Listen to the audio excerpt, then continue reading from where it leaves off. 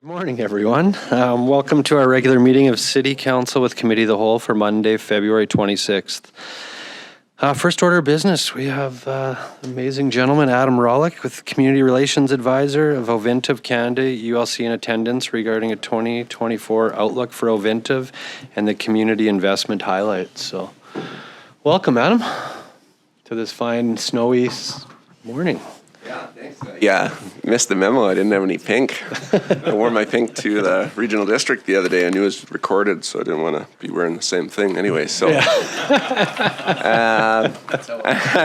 I don't have any shirts, but I got one pink one. So I'm not going to be long, honestly. We just wanted to reach out, a little bit of backstory. Pre-COVID, I think we used to do this a little bit more regularly. Then during COVID, obviously things fell aside. I recently took over the role during that time, so this is my first time coming to see you guys. I've been out to Peats, I've been to the regional district. Now we'll do you guys, and then from there, I think we're going to try and do at least maybe once more a year kind of thing, once our sustainability report's out. So important though, if you want to change the slide, we've got the 2024-2025 program. This was mainly why we wanted to come in here, just because in the past few years, what we've been doing is we've been drilling on pads that have already been completed. So these are going to be new disturbance wells, some of them. Now, if you look on there, we've got the 2024 program, 69 wells off 11 surface locations, 1 disposal well, and then 4 of those pads are going to be on new disturbance. 6 new pipelines planned for construction. And then in 2025, 73 wells again anticipated off 11 surface locations, 4 pads new disturbance, 5 new pipelines. You can see on the legend there, we've got the green would be your 2024, the orange 2025, and then the star is the new disturbance pad. We've got some planned for the new disturbance in the Dawson South, then Farmington, Sunrise, so that's kind of your Eris, and then Tower Lake area as well. So we're spread out quite a bit still. You can see our mineral rates on here. Nothing too crazy, just kind of standard what we've been doing. Just the main thing I think that for you guys is to know is that we are doing the new pads. So it always comes with a little bit of challenges as we work into the new areas. When we come back to previously drilled places, we already kind of know the people we're working with and, you know, what the concerns are. So don't see any problems. And then that's kind of it for that. If you guys don't, we'll do questions at the end, I guess, for this session. Or if there's, I'm pretty loose. So if you guys want to shoot, you shoot. But this one we just wanted to throw in there, honestly, just some of the concerns we've seen, dealing with current federal and provincial policy environment. For a company to continue to invest capitally, we need to have that line of sight. And as we saw a few years ago when we pulled our capital budget, because we are a multi-asset company, we're able to do that. We're able to pull our capital and move it to Alberta or down in the U.S. Obviously, we don't want to, but this is just one of the ones they wanted me to kind of bring up is, if you guys are in your meetings abroad, this is something that we're concerned about. We've seen permits get slowed down, and we're working through it, and we're pretty positive that we're one of the companies that have done a lot to be ahead of the curve. But obviously, this is just something they wanted us to bring it up. So the next slide, I'm looking at that clock, waiting for the buzzer. So it's just like an ejection seat, right? Actually, yeah, how it works, but. I don't mind the music, honestly. I'm used to it. So this, we've got 2023 community investment. So I just kind of threw everything in there that seemed relevant to the area. Right, as you can see, we did Pouce Coupe, Dawson Creek, Fort St. John. Although most of our mineral rights are all south of the Peace River, we do try and support our cousins up there. Pretty much, as you can see, we hit a lot of things. And I think it shows that Ovintiv was pretty determined to be in the community, and so we got a little bit of a bigger budget this year. I'd like to try and bring out our actual numbers once our sustainability report has been published, so maybe next time I come, I'll bring some actual numbers of how much we put back into the BC piece. But other than that, I don't really have much else. If we have questions, I'm free to answer if you guys have anything. Perfect. Thanks, Adam. Just before I open it up to everybody, I just wanted to give you a thank you and Ovintiv for all you do in our community. It's definitely doesn't go unseen. Like there's so much from investment to helping youth to so many community organizations. It's you're definitely one of the leaders out there, so we appreciate it a lot. And I know that you have some partnerships with the city on facilities and programs that we do. So it's just I hear nothing but good that everybody that's been dealing with Ovintiv, and we're really thankful that you're in our community, and we appreciate everything. So thank you. Well, I really appreciate that, Darcy, and don't forget Race Against Hunger. We know our dates, right? Yeah. So I think there's a grudge match coming. I hear the Kinsmen have been working out again. Actually doing their own shopping this year. I do have a little helper that has been training this last year. That's coming. So. No, I do. I really appreciate it, though. I think we've really tried to be one of the companies that stands out, that we give back and be the right. Not always the best neighbors, as everybody knows, but we try, and that's where I come in a lot too. So we do try. So well, thank you. Thanks, Darcy. You're welcome. Your worship. Sorry. Yeah, that's fine. Councillor Parslow.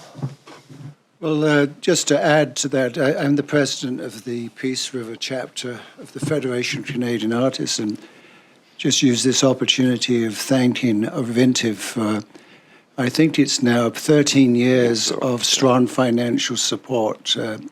The arts are much neglected, but Ovintiv is a strong partner. I appreciate that. Just to help me with this map, there's a location there, the 2025 pad location 1035.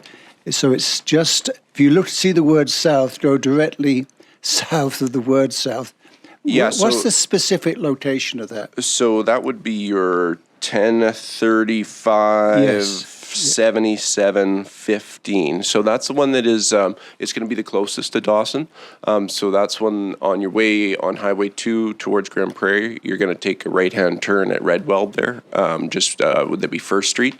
You go, south, and then it's right, and then in the back location there. We've drilled there before.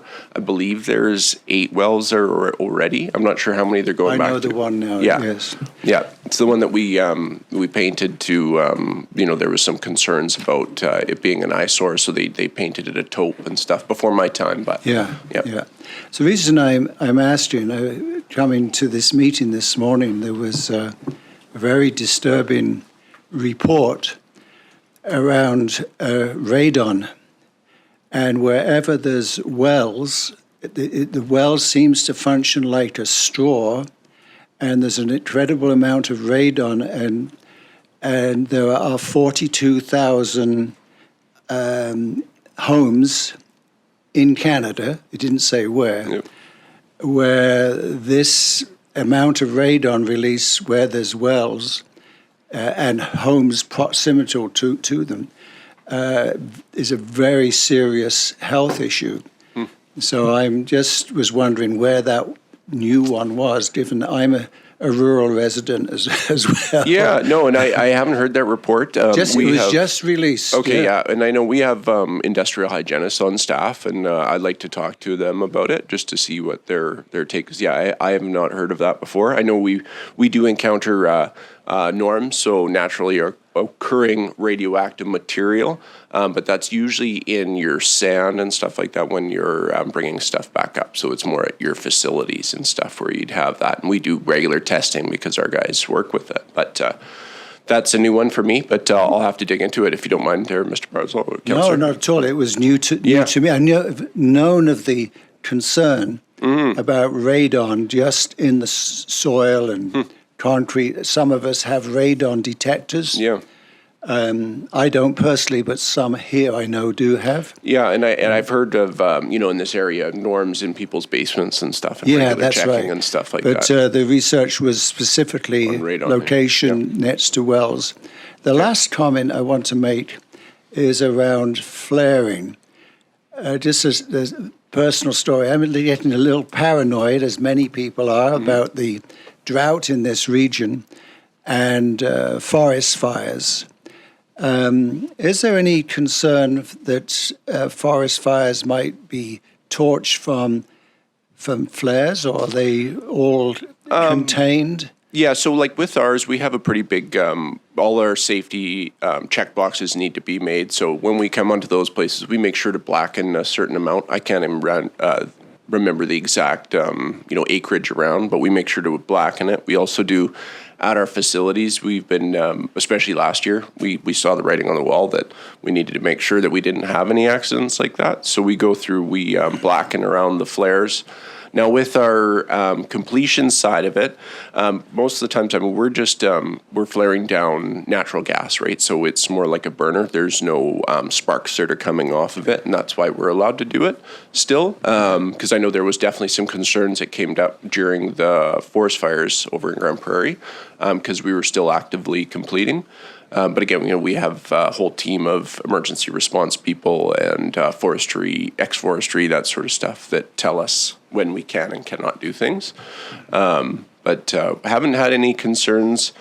The only one that, I've heard of is, some by the stations, because they sit there all the time, the flare. And how that works is we always have a pilot going, obviously. So if you have emergency shutdown, you're going to depressure that gas to the flare rather than making an explosive situation for workers. That I could see a concern if everything went up. But again, that's why we do the blackening around the flare stacks. So, just one last comment. I was looking out of my home, looking east into over Poostupi, and I thought there was a forest fire at the top of south part of Briar Ridge. It was tremendous array, and I was so close to phoning into that there was a forest fire. Yep. My wife had binoculars on it, and she said it was a flare. So I'm just, it's kind of good to know where these flares are, because I could have called in a 911 on it. I know when we actually have had that where people have called and shown up and been like, they see the fire, especially with the sensitivity last year, right? Yeah.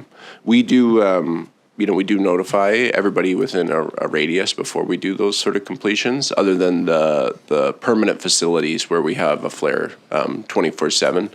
Then the same thing, if we go over, if we have an upset, we have to report it to the regulator as well. So, but you've got my number. You can always call me too, and I'll tell you if it's us or not. But yeah, just tell you, I knew you did it. Yeah, you paid a call. No, and it's not the first time. We've had people call and show up on site, and we've got to explain to them what we're doing, right?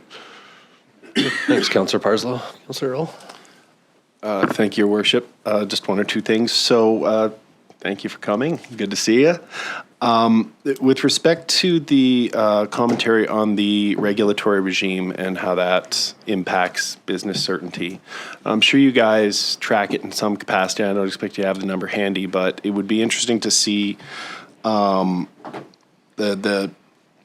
kind of average permit turnaround time over time. I mean, we've heard from industry throughout the region that, especially since the cumulative impacts decision with respect to Blueberry First Nations, it seems to have exacerbated that whole uncertainty piece.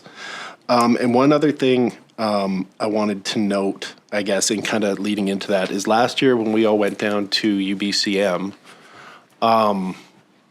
we kind of realized, or I kind of realized when we got there, that one thing we maybe hadn't been as diligent, or that we've maybe been a bit neglectful about, is collaborating with our local industry partners prior to the event going down. We got there and we met with some industry folks, but we realized we hadn't maybe, and it had been, this was a new council and it had been a few years since we'd done it because of COVID, so maybe fallen out of the habit, but make sure we're making the effort prior to booking meetings with ministers and prior to coming up with proposals and things like that for the plenary session, to maybe do a roundtable with some industry folks to see how we can, whether or not our voices will gain purchase at the provincial level always remains to be seen, but it's definitely something I think we as a council at the time anyway expressed interest in maybe putting a bit more weight behind and just making sure that we are doing what we can to bring, make sure our interests are being heard in Victoria in particular. So. Yeah, I appreciate it, Councillor. Honestly, that's part of why I'm here, is just to increase that transparency and let you guys know that I'm always around. I'm a local boy, and I can always bridge that connection, or even talk shop myself. Feel free if you guys ever have any questions like that. I know, Your Worship, you've called me before when you've had a technical question. If I can't answer it, we've got a staff of experts that will. Way smarter than me, that's for sure. But we definitely have those people. We'd love to sit down and chat. Now, going back to the permits, yes, we're turning around. I don't look after that end of it, but they, some are at least 12 months, some are longer to get a permit approved. I think the main part was how, you see the one line in there. It says, every day it seems to be something different. So they're still kind of working on framework, and then they'll kind of change, and it's what's the one line? It's overlapping environmental policies. So they'll have one policy and then they'll come out with something else. Now we have to do another layer of pre-engagement, which we're obviously all on board of trying to do, but it's a little bit conflicting sometimes. How they seem to change your mind a little bit. So it's definitely been a little bit of a frustrating environment for the lands, for sure.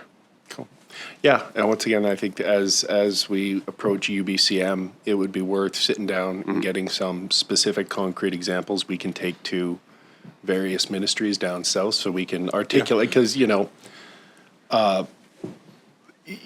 ideology notwithstanding, most governments don't want to be inefficient for the sake of it. Or you'd hope not anyway. So it'd be worth us circling back around. But yeah, for sure. I mean, I work in the industry, and I still would need to go and talk to a few of my friends in the company, right? So feel free, reach out to me anytime. Cool. Thank you very much. Thanks, Councillor Earl. Any other questions? All right. That's it, Adam. Thank you again for coming in, and we appreciate the update, and thank you again for everything you guys do. So. Well, thanks, Your Worship. One thing I forgot before I get out of here is I'm supposed to plug the Synergy. So what we're doing is we're doing the Synergy partnership. It's a Peace Country Synergy. So it's got Rick Anderson is running it. He was funded by the Peace River Regional District. What we're trying to do is mimic what we do in some of the Alberta plays, where we have like the Wapiti Area Synergy Partnership. So now industry is paying the tab. We get landowners, people together, different levels of industry and government, and then everybody kind of gets together. So if you're interested, I think it's March 4th is the next date. But reach out and I'll let you know for sure, because I'm a terrible member, obviously. I can't remember the date. Email me the details on that. And then, that'd be awesome. Now I can say I honestly brought it up because I forgot. And then Leonard Hebert, he reminded me the last time at the regional district. So perfect. Okay, thanks everybody. I'm gonna get out of here. So have a great morning. Have a good day. Bye. Thank you. All right. Next order of business is 2024 strategic priority chart. 3.1 2024 strategic priority chart. Did you want some updates, Kevin, or do you want to? So through your worship, just what you'll see is 3.1 is obviously the chart, and then 3.2, the next item is the action planning, and I just wanted to highlight that. Thanks to Melissa for getting that all together and in a legible format, and so this will be a living document and enables council to see progress on these items as we go. So just wanted to highlight that. Perfect. Thank you. Yeah, and thank you to the team. I know there was a lot of effort that went into it. I haven't had a chance to review it yet because I think we got it Friday, but I was going to print it off and go through, but it looks good. So you bet. Yeah, initially. So thank you. Councillor Parslow? Yes, I am very proud to be associated with this document, as I'm sure we all are. So congratulations to the designer and the staff. The problem with strategic planning is it always boils down to some hard work. And when I read this, yes, we are your, I guess, political bosses as a unit here. But I couldn't help but think for some of them, we're we're flogging a dead horse. And a lot of work's going to go into something that we've been talking about for at least the 12 plus years I've been on council. And so I have a great deal of empathy for working at something that I don't think is going to stand a hope in Hades of being accomplished. But that's only about one or two items. But anyway, I think it's a very good document. And I'm just wondering, I'd like this to be something that happens every time a new council is elected. And I'm wondering if we shouldn't institutionalize this by some policy as it relates to the appointment of a new council, or election of a new council, and what we do. So just a reflection for future discussion, perhaps. Thank you. Yeah. Thank you, Councillor Parslow. Any other comments? No? All right. Next order of business, 4 late items. I don't think there's no late items. 5, any new councillor business? Yes, I have. Oh, sorry, I just shut you off. Good, Councillor Parslow. Yes, I have a number of, well, I had much I could talk about, but I'll confine it to a few things that I think it's important council, as a council, be aware of. We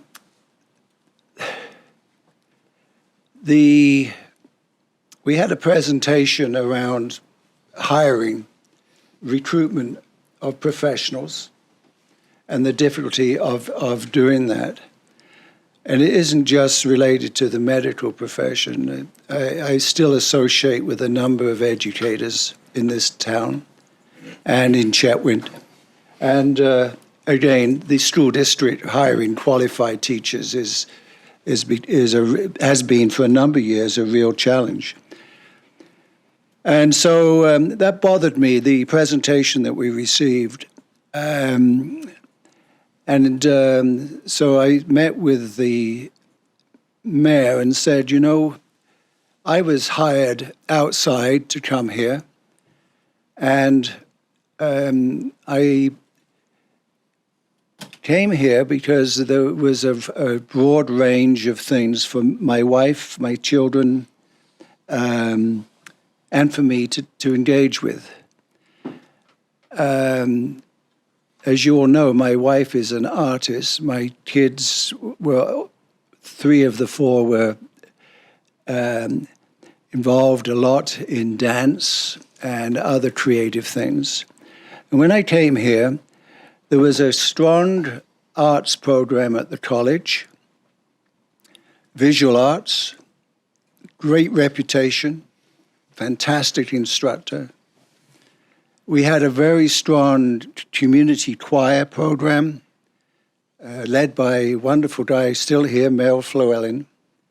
We had the Symphonette, Mrs. Lopp, and they engaged a lot of people. We had an airport that had at least 3 flights a day to Vancouver.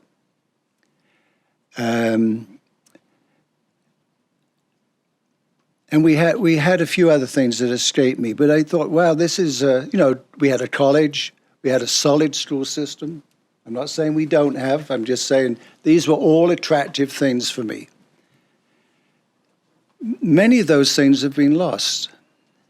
They don't exist anymore. And so I shared my concern with the mayor and said,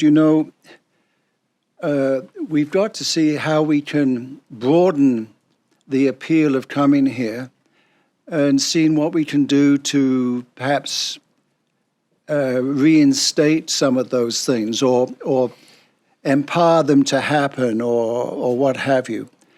So I have been meeting, the mayor said, would I, on his behalf, convene some meetings? I've been having a few meetings with leaders in the art community. And I'm just giving you a heads up that they will be making a presentation to council along this line, and it will focus a lot on the. Oh, there's another one we had, Festival of the Arts. We had a fantastic Festival of the Arts here. It's now a shadow of what it used to be. And so the focus will be around on the Festival of the Arts and on making CAPAC truly a cultural hub. The mayor said, if you don't mind me saying this, we've got the facilities. We have a fine gallery, probably the finest in the north, in my opinion. I've been in probably every one of them. We have a building, the Calvin Crook Cultural Center, which does have some things, but it's not being used how it could be used. And that, in part, was because of how it was set up from the point of view of operation funds.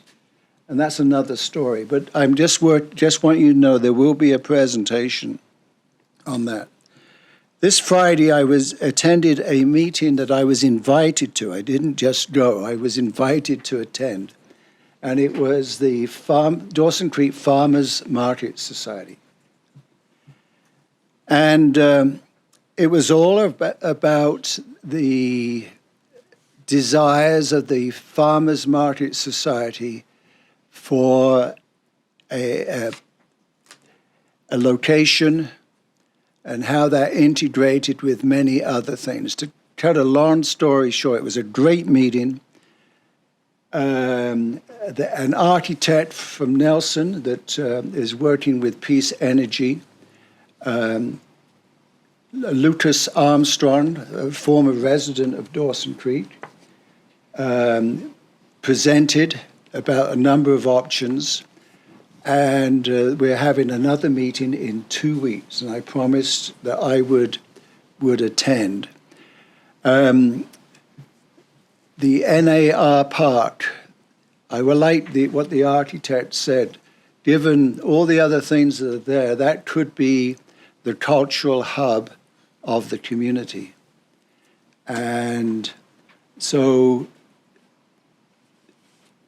I think the preference is that,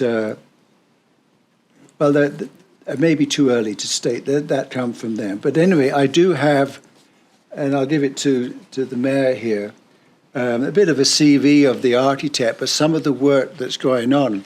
And it struck me with interest that a number of childcare facilities have been built that are environmentally friendly buildings, and there's a couple of examples in here. So there may be some synergy with that. Everything to do with the staff is on top of the Historical Society issues. I have been fielding some phone calls about that, but staff is fully aware about that, and that will come from them. The Mile Zero Park Society is full bore onto this development at the Rotary Recreation Area, and that is part of the agenda today. So I'll just finish it with those things. Okay. Thanks, Councillor Parzo. I appreciate that. Councillor Apollonio. Just a short one. I just attended the Public Library Board meeting last February 13, 2024, and of course, the Public Library is thankful for the support of the city, and of course, still following up about the elevator, and of course, the lighting around the library. And of course, I attended South Peace Historical Society monthly meeting last February 21st as well. They're thankful, and of course, they're encouraging younger membership for their society. So that's it. Thanks, Councillor Thank you. Apollonio. Councillor Earl. Thank you, Worship. First things first, with respect to CAPAC, I'd like to congratulate their board who just completed their strategic planning meetings this last week, which I had some limited part in. I won't give too much details as to what that looks like, as it's theirs to reveal to the public, but it does touch on some of the points Councillor Parzo noted around how to pursue being the community hub and broadening the appeal of the community or the facility. So exciting, and I appreciate the work they've done to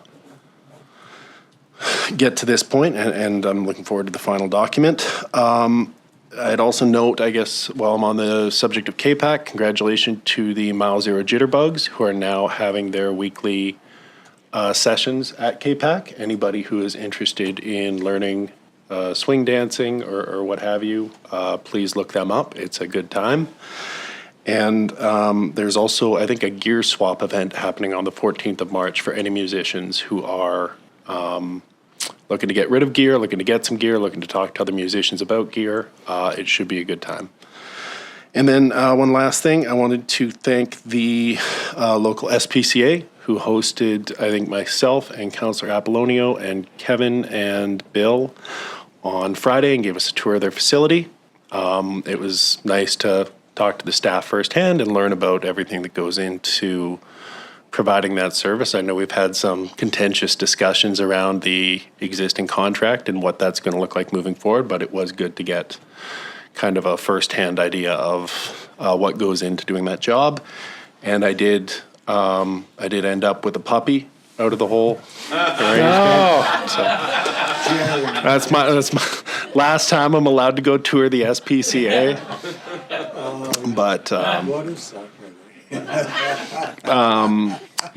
thank you to them once again. Thanks, Councillor Roll. Congratulations on the new puppy. His name is Sprinkles. Sprinkles. He's a husky. A husky, oh, nice. Oh, I had 2 huskies. I do as well. Yeah, yeah. They don't like to dig holes at all either. All right, any other new councillor business? No? All right. Thank you, everyone. Next, 6, adoption of minutes. 6.1, minutes of regular meeting of council from February 12th, 2024 for adoption. Councillor McDonald, second Councillor Apollonio. We'll call that to vote.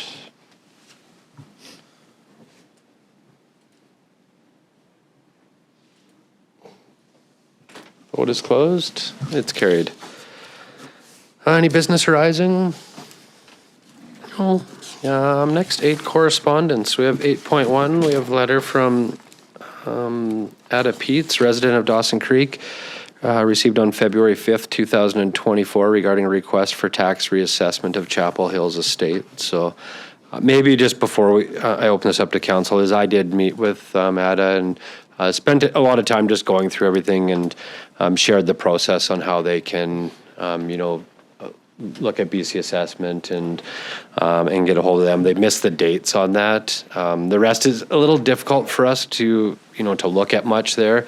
There is a bit of history on it being like a strata, and Kevin shared some of that information with me as well. But I'm also have offered to go and meet with the residents there just to talk to them more, learn a little bit more and understand. And I assured them that, when we're going through our budget process, that we're diligent and we're trying to use our tax dollars the best we can in our community. And we realize it's not our funds, it's the communities. And, I think we've done a really good job this year, and the staff have, of keeping it at a 4.5% increase versus some of these others that we're seeing. So, we don't know what the future will bring, but I did have some great conversation with her. So I know there is a bit of an ask in here, and there's not a lot we can do as far as BC assessment goes, besides what they can do with BC assessment. But just so you're aware, before there's a motion made, that I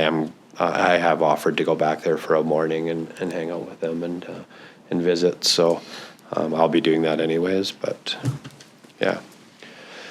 I don't know if anybody wanted to, Councillor Parslow? So the increase in taxes from 45, 49, 32, that's 32 cents, to $5,054.20. How much is that due to the assessment going up? And how much is that due to the taxes?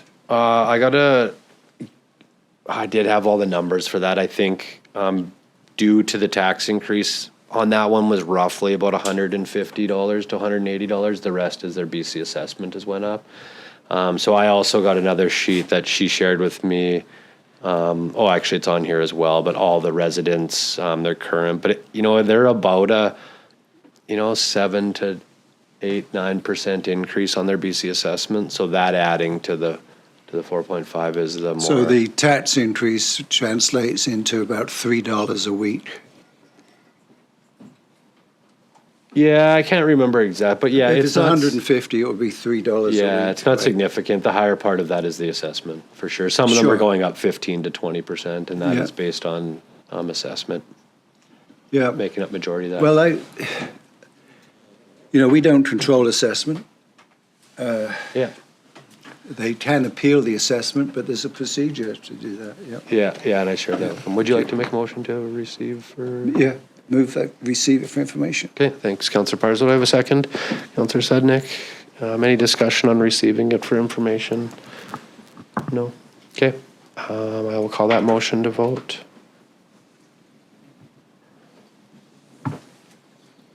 Vote is closed. It's carried. Thank you.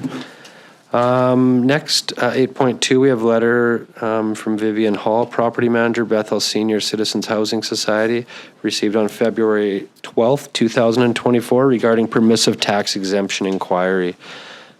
Kevin, did you want to speak a little bit to this one? I know you had some dialogue just before we. So through your worship, we received this letter. Melissa and Arliss did reach out and speak with Ms. Hall regarding this. They had some questions around why, some have qualified, some haven't, why they haven't. What we did, encourage them is that they can certainly, reapply through the process again this summer for 2025 tax exemption. Based on the current policy, they may qualify for a partial exemption like some of the others do, but that be yet to be determined based on the information we receive. So that's, the message we've given back to them. But they did want it to come forward to council just for you guys' information, I Knowledge, think. okay. So they've already been aware, like the process and moving, yeah. Thank you. Councillor Earl? Thank you, Your Worship. I'll make a motion on this a moment. I just want to note, I guess, this letter and the previous correspondence received both indicate that there's a significant uptick in property values for housing specifically geared towards seniors, it seems like. I'm not sure what our ability to drill down into that data is so we can get a better understanding of it, but certainly, we were, I think, certainly generally aware that there was a lack of housing for this, to serve this demographic, but it looks as though the lack of supply in that respect is probably contributing to this. So I know we've had conversations with developers over the years around, the kind of development we'd like to see, but this is, I think, more evidence that this is a necessary piece of the economic puzzle to look at. Yeah. And I guess if Kevin's note is he provided them with the application to fill out, I don't know that there's further action required at this time, so I just move to receive for information. Thanks, Councillor Earl. I have a second. Councillor McDonald, any discussion on receiving for information? No, and I just wanted to add one quick thing before I call it to vote is just, yeah, you're correct. Obviously, there's the supply and demand on senior housing, but on the last one, Chapel Hills, it's the same thing. There was a sale or two in there in the last year that were significantly, they were strong. So, yeah, there's definitely a supply issue in that category, which we're aware of. And I think, we know that when we're having discussions with, developers and areas in our community, and hopefully something will come out of that. And yeah, so, all right, I will call that motion to vote. Vote is closed. It's carried. Next, 8.3, we have a letter from Prince George City Council received on February 13th, 2024 regarding a BC participation and support our troops license plate program.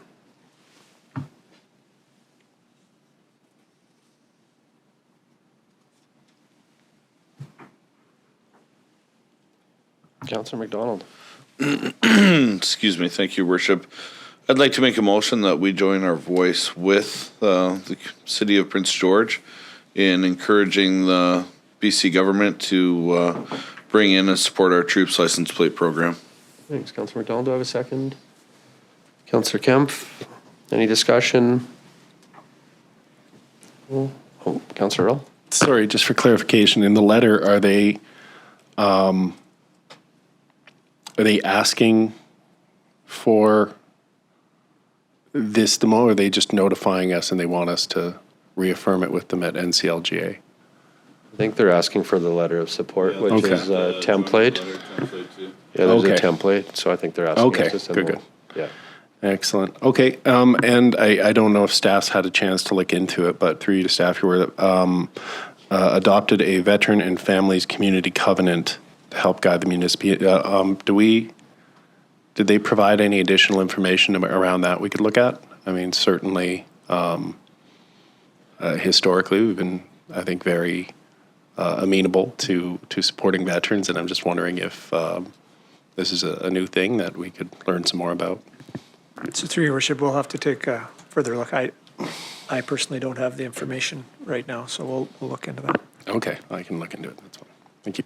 Thank you. Any other discussion? No, I'll call this to vote. Vote is closed. It's carried.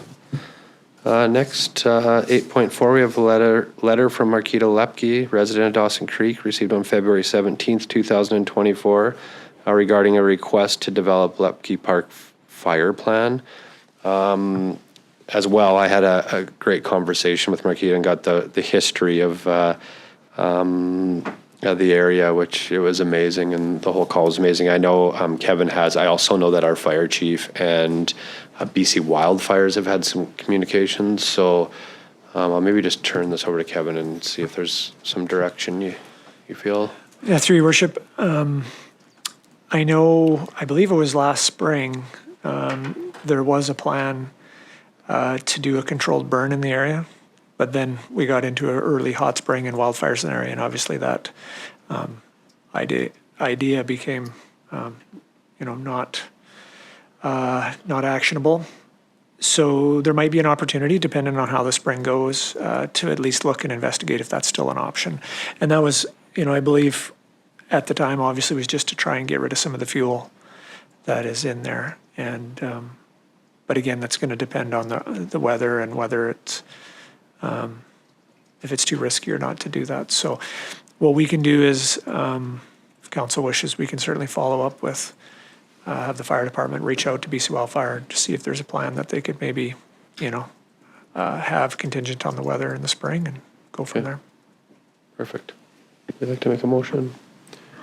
I'll make a motion for those words. Second, Councillor McDonald. Is that okay, Tab, or do you want? Okay. I can't say it as good as Kevin, so. All right, I'll call that motion to vote. Or is there any discussion? No? I'll call that motion to vote. Vote is closed. It's carried.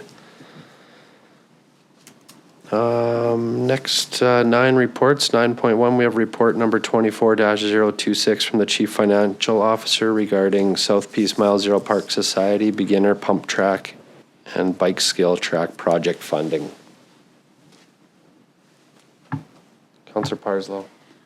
I move the report number 24-026 from the CFO, re South Peace Mile Zero Park Society beginners pump track and bike skills track project funding be received, and that council authorize an agreement with the South Peace Mile Zero Park Society for a loan of up to $350,000 for the beginners pump track and a bike skills track project funded by the General Capital Reserve Fund.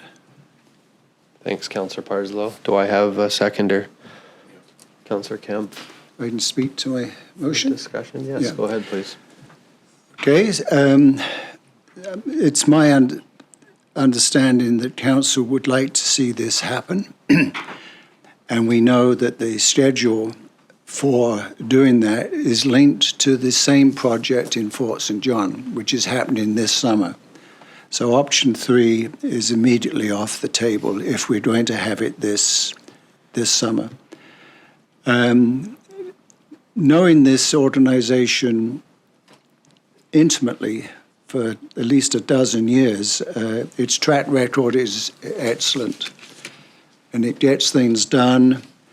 And I know they will be, they are applying for funding. So I don't think this is too much of an exposure for the city. And given the strong support from at least two major companies, we will get an excellent facility that has far more to it than Fort St. John's for a fraction of the actual tax dollars that were used. So I think it's a great project, and I encourage my colleagues to support Mile Zero Park Society in the way expressed in this motion. Thank you. Thanks, Councillor Parslow. Councillor Earl.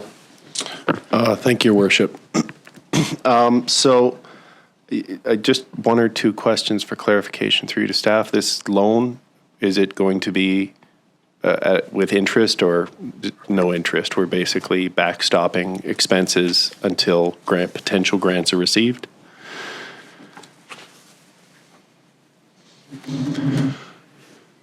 Go ahead, Melissa.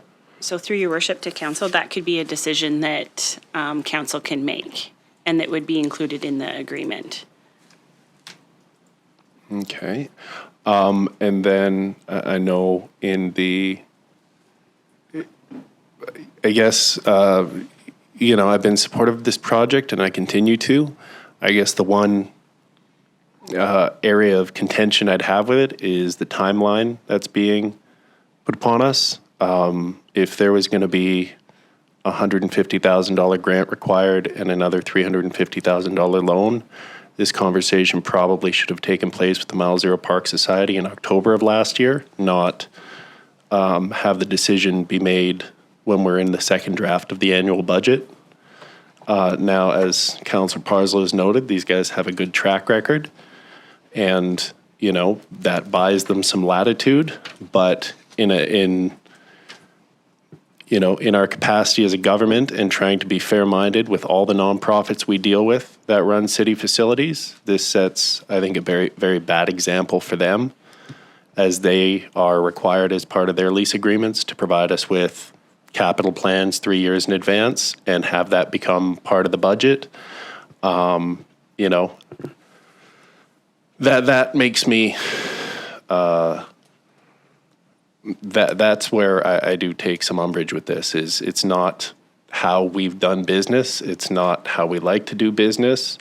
Being asked to come up with hundreds of thousands of dollars on the fly isn't how we aspire to run the government here, or at least it's not how I'd like to do business. So I'll vote in favor of this. I would like to know the terms of this loan, if it actually is a loan, or if it's something that we're going to be asked to forgive at a future date if the fundraising goals aren't met.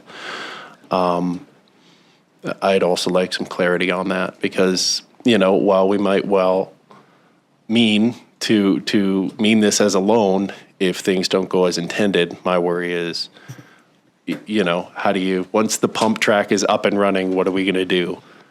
I mean, what leverage do we have to compel them to pay us, and what are the optics of asking for payment? I guess those are my concerns. Thanks, Councillor Earl. Kevin? So through your worship, I mean, right now what council's authorized, or the motion is that it's a loan. So we'll go down that, we'll enter into an agreement. Right now it's an interest-free loan unless council amends the motion to be different. And then should something change, obviously we'll report back to council on that. And I would suggest that if something does change where it is the repayment becomes problematic for whatever reason, that Mile Zero Parks Group, which I'm sure they're more than willing, will come and report out on those circumstances. But that's kind of how I see it could go forward. Thank you. Any other discussion? No. I'll call this motion to vote.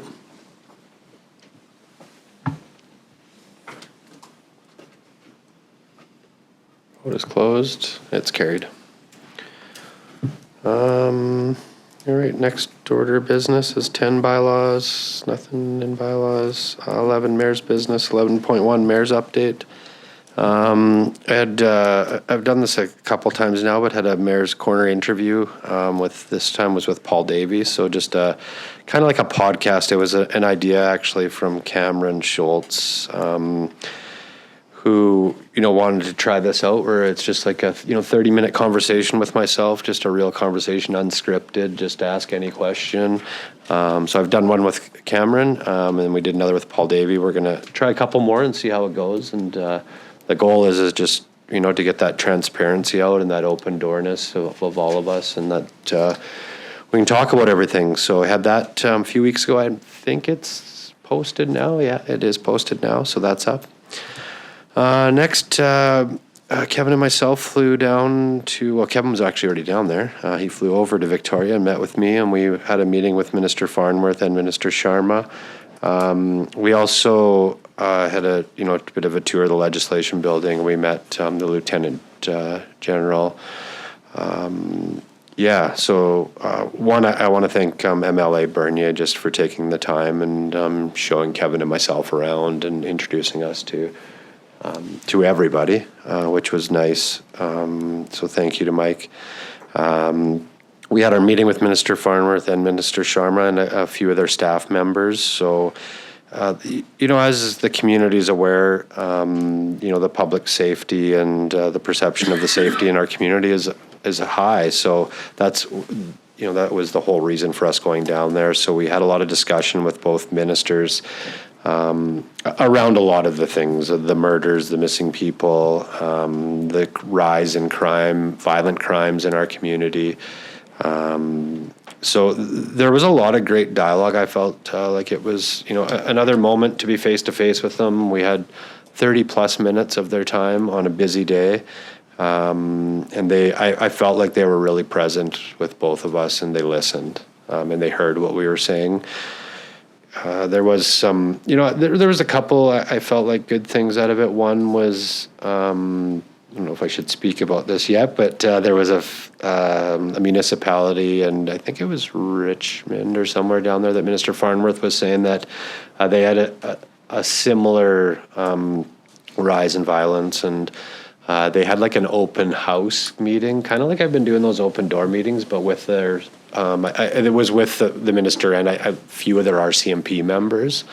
So it felt like he said it went really well down there. There was a lot of community members that came in. It was just a lot of like open dialogue conversation. It wasn't like a town hall style. It was just, the doors open, come in and visit with us and, talk. So I think that was one thing that we got back, is if there's a way that we can, educate our community more and, with the RCMP there.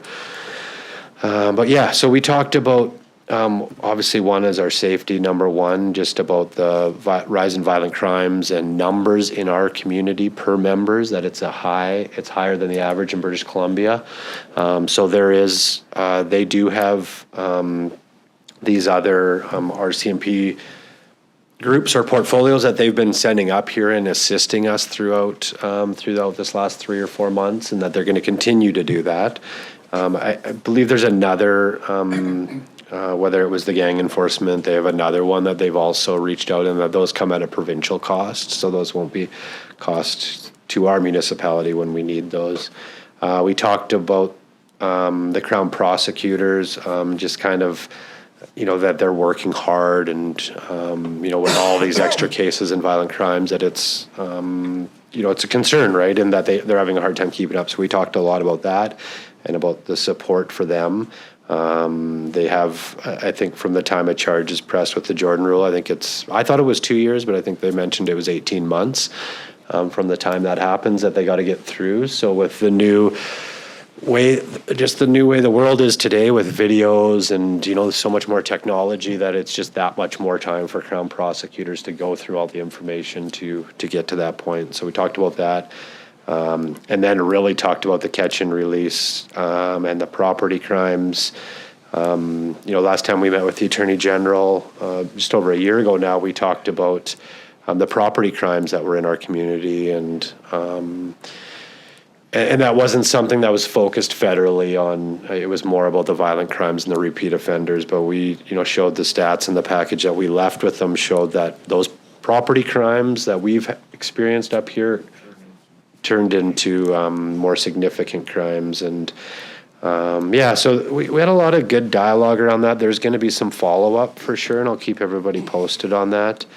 A big thing, we did thank them as well for the support they've sent the RCMP. It's definitely helped suppress the violent crimes in our community. And I think we've seen that over the last, since November with the big surge that we had leading up to that. So,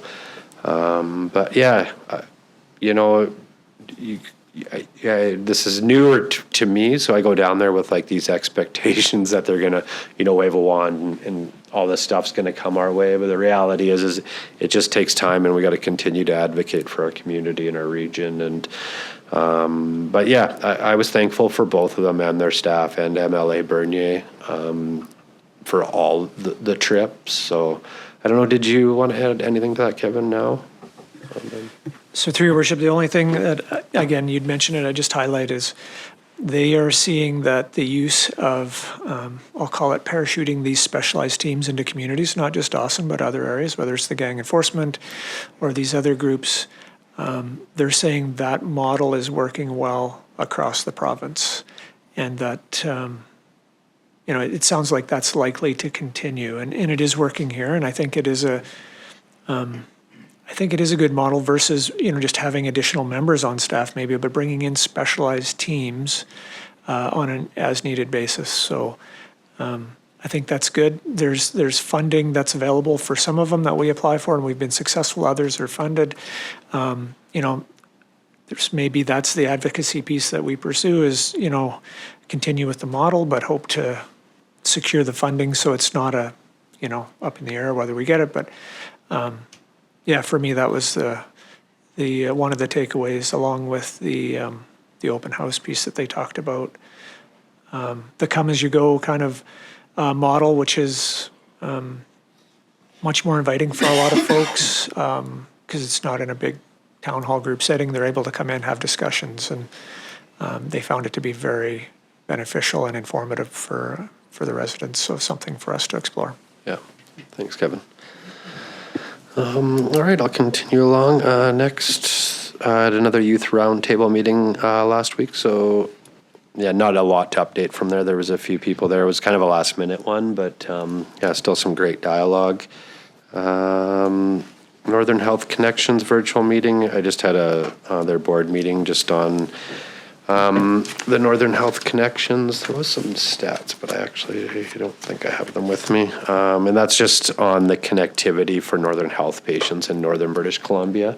So I just sit on the board for that committee, and I really just learn about all communities, what's working, what's not working, and all of that. So next, this is a super exciting one. I'd like to thank Councillor Parslow for actually being part of this and helping spearhead it a little bit. But Dawson Creek Secondary School student council meetings. So the vice principal at South Peace, Sean, and myself and Councillor Parslow met a couple weeks ago, and they've started back up their student council at South Peace, and it's they want to get all the groundwork done and do it properly. So Councillor Parslow has been working with them on that, but so thank you for that. But it's also very inspiring. I got to meet a few of the students that were part of the council, and just very exciting. They got a lot of amazing ideas, and I'm really looking forward to meeting with them and growing that and how we can work together. And but the other exciting part, I think the next step is we've invited them in. I think we've given them some dates where they're going to come and stay with us for a council day and be part of it, maybe do a presentation at the beginning as a delegation, but really just build that relationship. And we do that with our neighboring communities. We get out there and we meet them. So we see this growing the same way, like as, getting a memorandum of an understanding between us and the school council, so that one, it can continue to grow now, but also into the future. And maybe there's something that will hold some accountability to keep it going and maintaining it from our end. and as well from their end as, grad students move on. But yeah, it's very prominent there right now, and really looking forward to having them come in here. They're super excited about coming to spend the day with us and learn about how we do things, and I think it's an amazing opportunity to learn, for us to learn too. So I'm really looking forward to that. So thank you, Councillor Parsel, for that. And then next, I just wanted to add Pink Shirt Day. If those that are watching have seen that all the city team here and the council and myself are wearing pink shirts. So I wanted to touch a little bit just on the history of it. So on 2007, the original event was organized by 2 grade 12 students named David Shepard and Travis Price of Berwick, Nova Scotia, who bought and distributed 50 pink shirts after a 9th grade student, Chuck McNeil, was bullied wearing a pink polo shirt during the first day of school. So on February 28th, 2024, people across Canada will be donating pinned shirts to recognize Pink Shirt Day, a national event dedicated to raising awareness about bullying. The day was started in 2007, and it's so amazing that 2 students went out of their way to help protect a child that was being bullied, and now it gets national recognition. Like, that's, 2007, that's only 17 years ago. Like, that in the big picture of life, that's not very far. So to see something that has went from 2, so just to know when you're wearing that or you're doing that it's something bigger than that. Like, it's really amazing. So I just wanted to touch on that, and that's why we're wearing pink today, as this is our closest council meeting too. So, all right. Any questions, Councillor Parslow? Yeah, I do. Thank you. Item 2, meeting with Minister Farnworth and Minister Sharma. Do you have a sense that they understand the impact of the current situation that has been endured for quite a period of time right now on businesses, on people's... I'd meet people who are scared to go out of their homes now.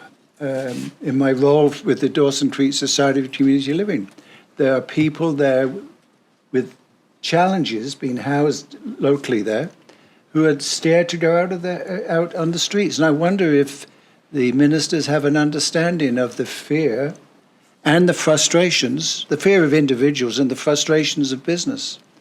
What's your sense?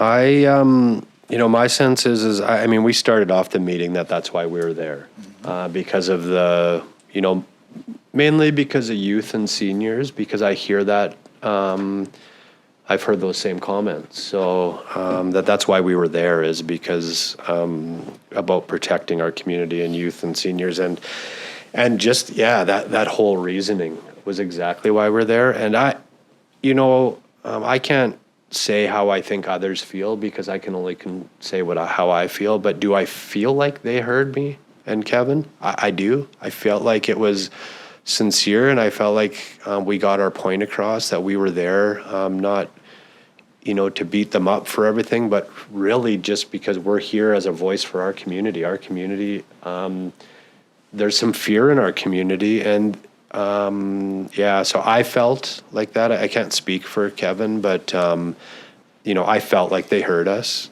I felt like they listened to us. I did. I really did. I feel like I got a good read on people, and sometimes you can feel when people are just listening to not. But I felt like they heard us. So I don't know if you wanted to add any more to that, Kevin.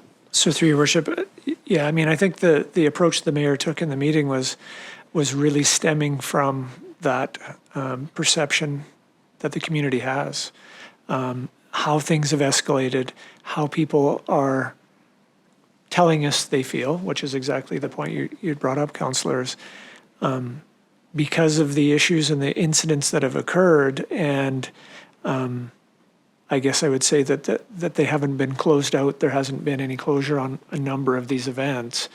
It leads people to assume the worst in a lot of fronts, that it's, possibly random attacks, and so we get it. We understand that the people are feeling that way, and that was certainly what the mayor and I tried to get through to the ministers of how we are hearing the community is feeling. So. Good. So just to continue then. Yeah. So I think the community would expect you to do what you've done and would appreciate it because it is a very serious issue. And sometimes when I went down to Victoria, I wondered if I'd been listened to, right? Yeah. Obviously, I was a bureaucrat, but I used to find that my meetings when there were just staff present, like ADMs, was far more fruitful, but because they're the people that make things happen. The Dawson Creek Secondary School Student Council meeting, I just want to touch on that, if I may. The Student Council, if you were to read the list of people who are on Student Council, you would see that many of their parents are leaders in the community, and it's just passing down, right? And I see them as being future leaders. Yeah. And so any investment of time is important.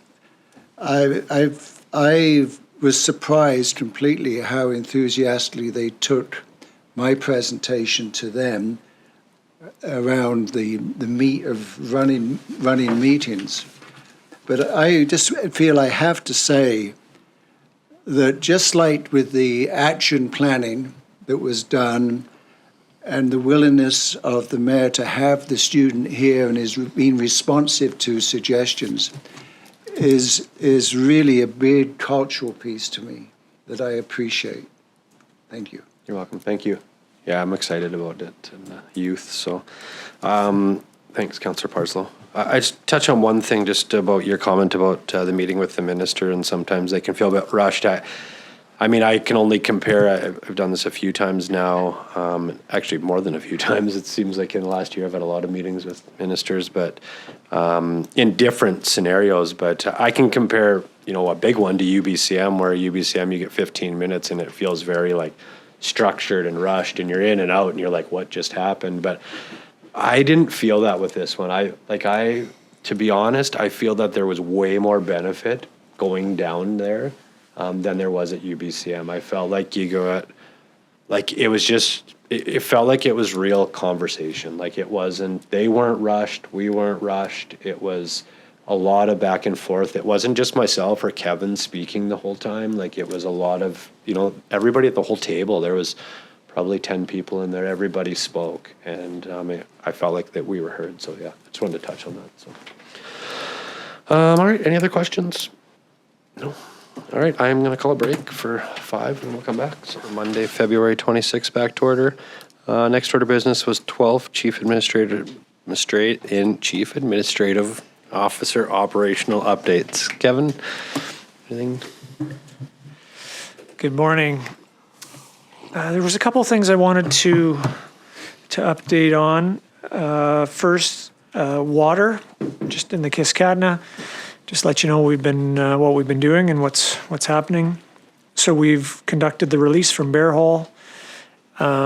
Still hasn't shown up at the intake, and I think it's primarily because we've had some cooler weather at times.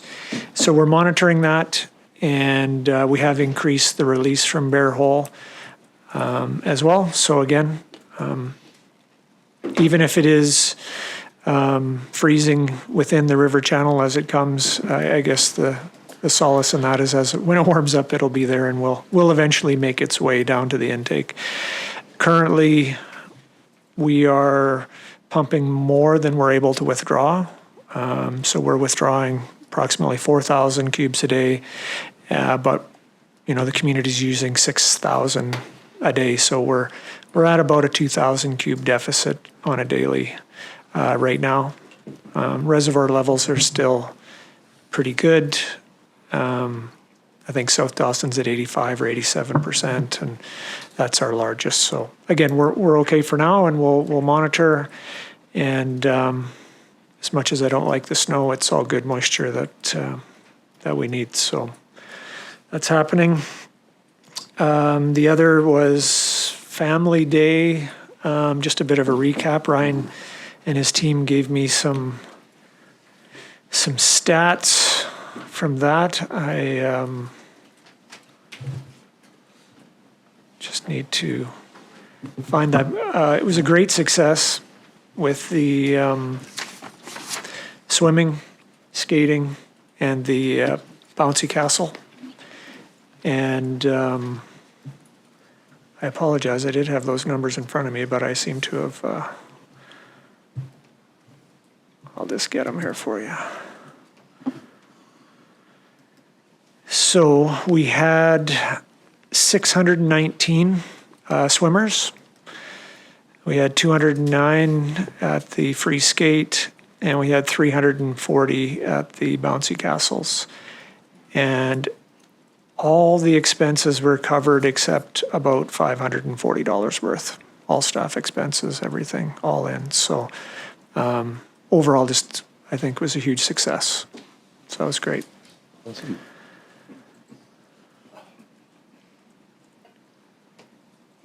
Councillor Parslow's, he's looking at me.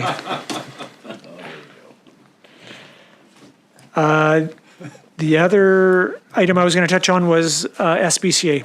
As Councillor Earl indicated earlier, we did a tour on Friday and got to see their operation, and I have to admit that was the first time that I've been in the facility. So we got to look at the all the cats they're kenneling, all the dogs they're kenneling, the different spaces they have, and just what they do on a daily basis. The last time we had chatted here in council regarding the SBCA, council had asked us to explore with the SBCA about some different pricing that would be dog-only services. So since that time, we have reached out to them. We were unable to get any pricing from them. The commentary from the SPCA was that if the city was to change our animal responsibility bylaw, they would certainly look at it at that point in time. But with the bylaw currently, with that we have dogs, cats, all those aspects, the bottom line is they didn't give us any different pricing. And honestly, I don't think it would be appreciably different, if at all, looking at, and understanding their operation a little bit more, looking at it. They're still going to have likely the same people in place, the same facility. It would be marginally different.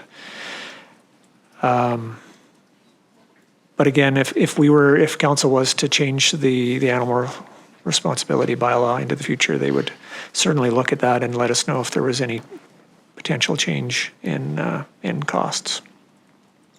So as it sits, the potential cost is still $240,000 for year one of that contract, if we so choose to move forward with that. Again, I think Councillor Earl would concur, as we were talking outside after the invite, there is absolutely no chance that we could provide that service for that cost.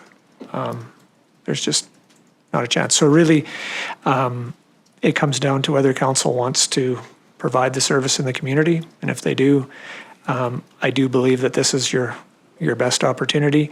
We did reach out to more than one other providers out there that we came across, whether they were in Alberta or otherwise. Simply no interest to provide any pricing to us about an opportunity. So I think this is, at the end of the day, the SPCA is here. They're willing to do it, and honestly, I don't think there are many other opportunities. So I just wanted to provide that update for council. So subsequently, council can provide direction either whether that's today or in the next meeting of how they wish to proceed with that. Okay. Thanks, Kevin. Any questions? I had a couple. First off, I just wanted to give a thank you to the team on the ground level for the Family Day celebration. I know there was a lot of effort that went into executing at the facilities, and also to your team for doing this. We've done it annually, but to actually do it on the holiday day where folks are looking for something to do. So good on you for doing that. Also to the the businesses and the organizations that made it possible and contributed, but also to the community members that came out. And this is how you build facilities and community and get people using things. So thank you to yourself and the whole team. So SPCA, do you need direction today, or is this something we should be discussing? I guess moving forward, if it's something on the next council meeting, does something need to be brought forward to have discussion around it? Or, because I feel like we could talk for a while about it now, and I don't know if I want to get into that. Yeah, through your worship, I think because I'm just giving you the update now, to be fair to everybody to think about it, I think next meeting would be fine. Okay. It's in the proposed budget. So we still have an opportunity to change that if needed before that's finally adopted. So next meeting will be fine. Okay, so I guess one thing is I know, like, just from our dialogue for the last while on SPCA, there's some hesitancy on the increase. So the next steps are, if that wasn't the way council wanted to go, do we need to revisit the bylaw first then? So there's probably a couple things. So if council decides they no longer want to provide the service, we should revisit the bylaw. We're not bound to adhere to our own bylaws, but logically it would make sense that we would make a change, and if that's where council wishes to go, because why would we have a bylaw if we have no desire to pursue it? And also, to be fair, we need to provide the service provider notice. Yeah. Okay. So that'll be something that could be brought forward, Yeah. can be brought And forward. that notice would be 90 days. Okay. Well, I think I'd like to just bring it to the next council Yep. meeting where everybody's got a little bit more time to digest, Agreed. what that is. So, thank you. Councillor McDonald. Thank you, Worship. Through you. With our water restrictions, have we seen an increase of usage of the water reclaim? So through your worship, reclaim has been steady. I don't know what it's been the last few days, but we have seen, it was busy before, but definitely what's been left has been transitioned over, and we were seeing usage of over 3,000 cubes a day of the reclaim, so that's great. And I think that's going to continue based on, everything that I've heard. Okay. And then I just wanted to say thank you to Ryan as well, Ryan and his team, for the Family Day event. It was wonderful. I attended the free skate. There was many community members there. The consistent cry in this community is that there needs to be more things for families to do, especially on the long weekend days, and I think we did a great job of providing that to them. Well done. Thank you to the sponsors. And to do it at such a minimal cost to ourselves is really, really great. Thank you, Ryan, and your team. Thanks, Councillor McDonald. Councillor Parslow. Going to the water reclamation, as you probably know, some of the people who are in that business I associate with. And I have said that we're considering installing another outlet at the reclaim. Is that, where's that at, that particular idea? Yeah, so through your worship, I've tasked Stacy to get some pricing together on what that would look like. We have to do a bit of conceptual design. We have some of the infrastructure already in place from when we constructed the facility originally, so it's just putting all that together and coming up with a price, see what it would be. It would be something that we would do, we wouldn't be able to do before spring, summer anyways, just due to the nature of the weather. But my idea is we'll get a price, get it in front of council, and then look at options of how we could fund it from there. Was this funding, I've under the impression that would be funded from the water utility? Through the sewer utility, right, Yeah. from the water reclamation funding would make sense. Yeah. Going to the SPCA, I'm very shocked that they wouldn't respond to your request, given the costs associated with when a stray cat is brought in, all those costs, like just take Spain as an example, right? It's significant. Mm-hmm. And so that is a very disappointing response, in my view.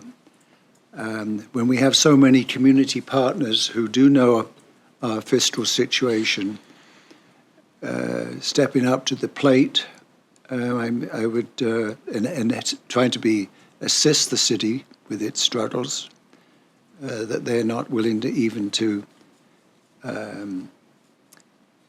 come forward and give you some information.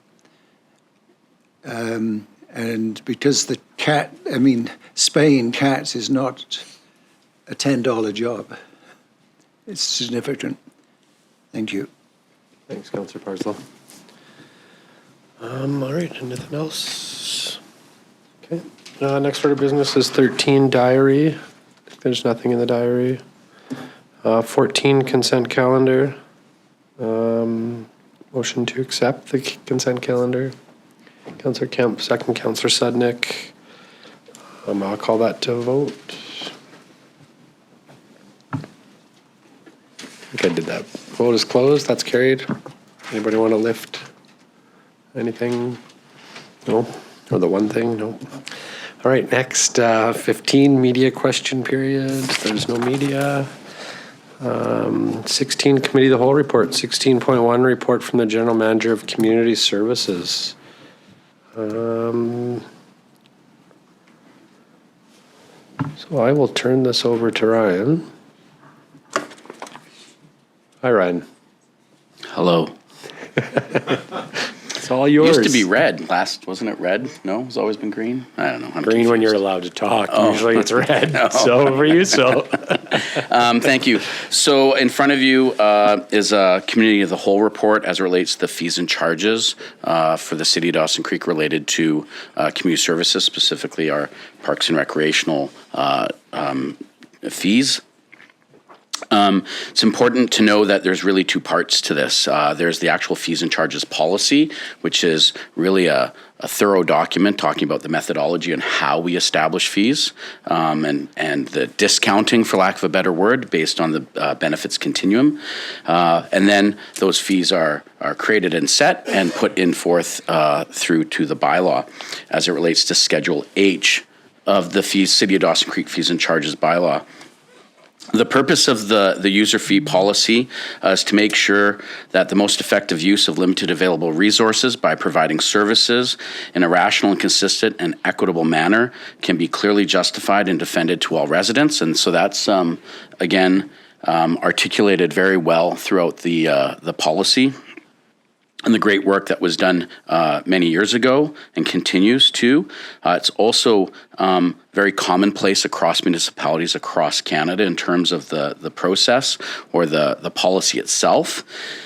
In the policy, it also articulates that every 3 years, the Community Service Department is to review the policy and the fees and determines if the methodology is still sound and the user fees are reflective of the policy. So this is a review of those fees, and with that, are the fees in public interest? Do they have market reason? Are the fees a barrier to entry? And are they sound, or should they be adjusted to encourage or discourage specific aspects of the activity? For example, prime time and non-prime time activities. So last time this review was done in 2021.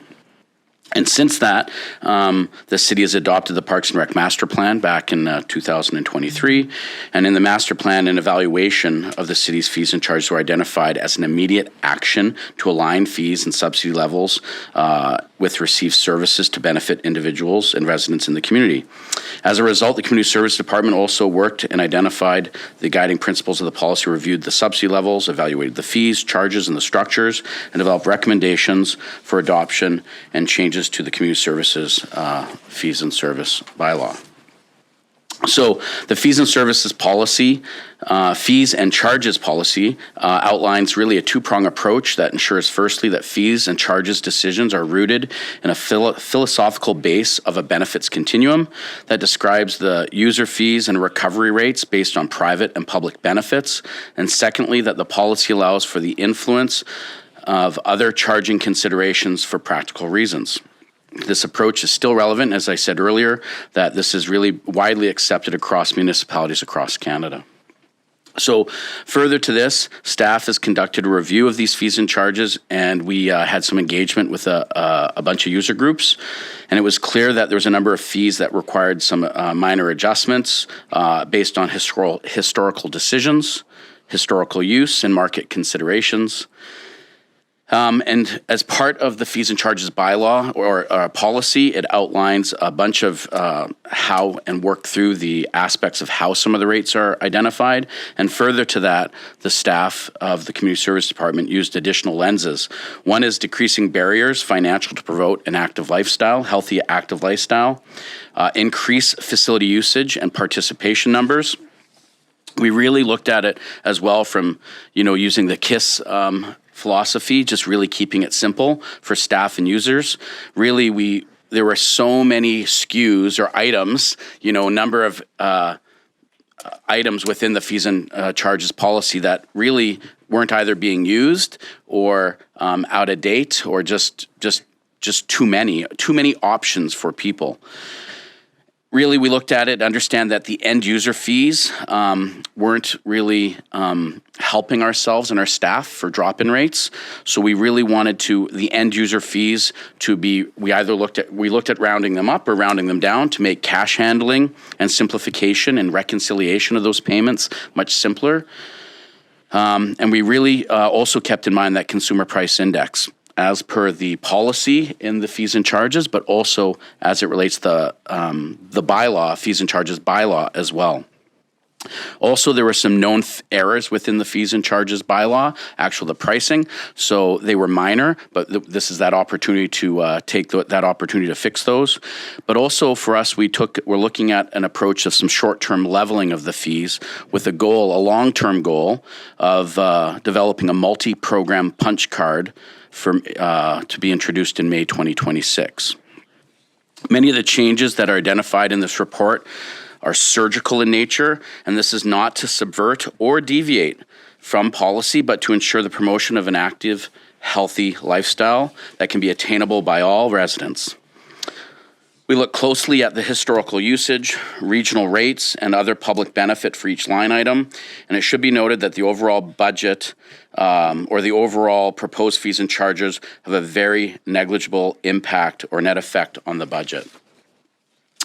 Also in 2023, the Community Service Department engaged EDS Group, who were the authors of the Parks and Rec and Culture Master Plan, and they conducted some surveys and phone interviews with our facility users. And it was identified that the majority of users were content with the fees, but did express some areas of concern that needed to be tweaked. Really, that came down to, as we heard last time we talked about as well, about sort of a tournament rate for some of our ball fields. There is issues and considerations to be made as it related to, we call it summer ice as well. And so as we went through the documents and worked through it, we've come up with some recommendations and some suggestions, specifically for summer ice. That we're looking to make some changes to the bylaw and the rates, where we're seeing a decrease in fees from $437 an hour and $437 and change down to $116 and change. That's for the youth nonprofit, as well as changes to the adult nonprofit. We also looking for suggesting a decrease from our private and commercial ice rates to decrease as well. And this is specific for summer ice. This is really in response to the community groups and organizations coming to council asking to be the policy and the fees to be waived, but also in a response to have those groups actively participate within our community. As it relates to the private and commercial ice rentals, it's really as an opportunity to further leverage the ice when it's in to maximize the use while it's there. Again, we talked about a tournament fee, and that's been identified within the document. We also look at we're also looking at the drop-in fees, and this is really the programming. Those activities are a foundation to our community, and really what we're looking to do is, from the arena point of view, we're looking to increase our rates from $5 to $5.80 over the next 3 years. Same with adult drop-in. And then in 2024 to combine drop-in hockey and drop-in public skate, because the difference between them is really negligible. We're just trying to make it easy for people so they're not fumbling for money or dollars for their parents and stuff. We're really just trying to make sure that it's a cohesive approach across the board. Climbing wall, it is our suggestion and recommendation that we look to alignment of dropping the climbing wall rates to pool prices. Right now, the youth drop-in rates are $11.63, and we're looking to decrease that to $5.80 is what a drop-in rate at the pool is. And same with the adult drop-in rates from $17.46 to $8.75. Again, this is an alignment aspect, but also to help increase and provide, decrease that financial barrier to entry to increase more people using the climbing wall, but also the long-term of creating a multi-pass where you can, whether you go to a recreation thing, swimming, climbing, or drop-in hockey, that you'll be able to use that multi-pass at any one of those recreational drop-in activities.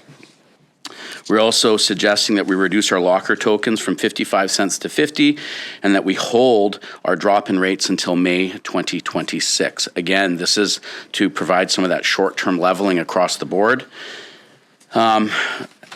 For our residents. Programming, we are going to be introducing a punch card for our drop-in programming, much like we have in the other areas. And then over the next 3 years as well, we're going to be looking to increase those drop-in fees from $5.40 all the way to $5.80 for youth, and from $7.65 to $8.75 for adults. Again, I mentioned a little bit earlier that through the review of this, that we are suggesting to remove a number of fees and charges just right out of the bylaw. And this is to encourage our purchasers to use punch cards at a discounted rate, which is already within the policy and already within the bylaws and the pricing. But we remove many of the monthly pass options. So 1 month swim or a 3 month or a 6 month, is that when we looked at the historical use of some of these passes, we're having 1 or 2 people use these options. And it was just really, a reconciliation, too many SKUs, and we're just trying to sort of normalize and standardize some of our business and push some people to different areas. We'll also see a number of new line items added to the fees and services bylaw, community services fees and charges bylaw, Schedule H, and that this is to support future fees relating to the sports flooring and the multi-use sport courts that have just been established. We are still working to collect data on an operational maintenance cost to identify the rental rates, but we will be coming back to you in the future to establish that rates, but we're putting it into the bylaw so we are aware that, this next year we're looking at as a way to gather information, and then we'll be coming back to you to see what those suggested prices are.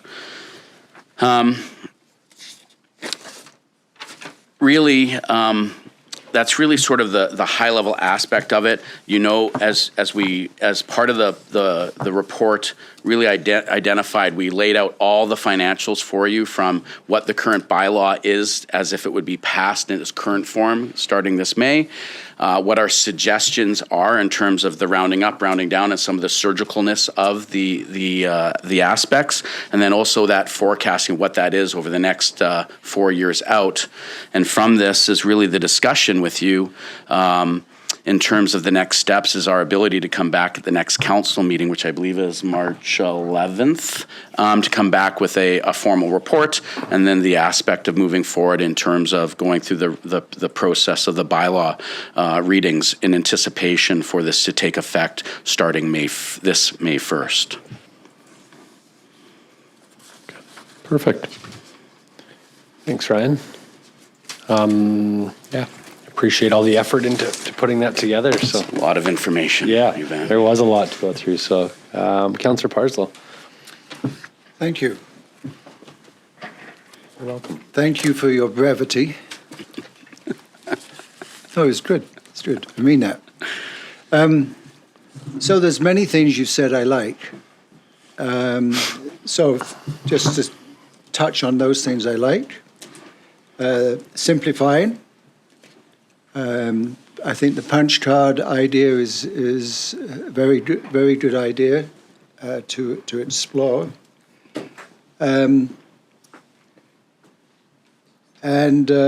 I also like trying to make things more accessible.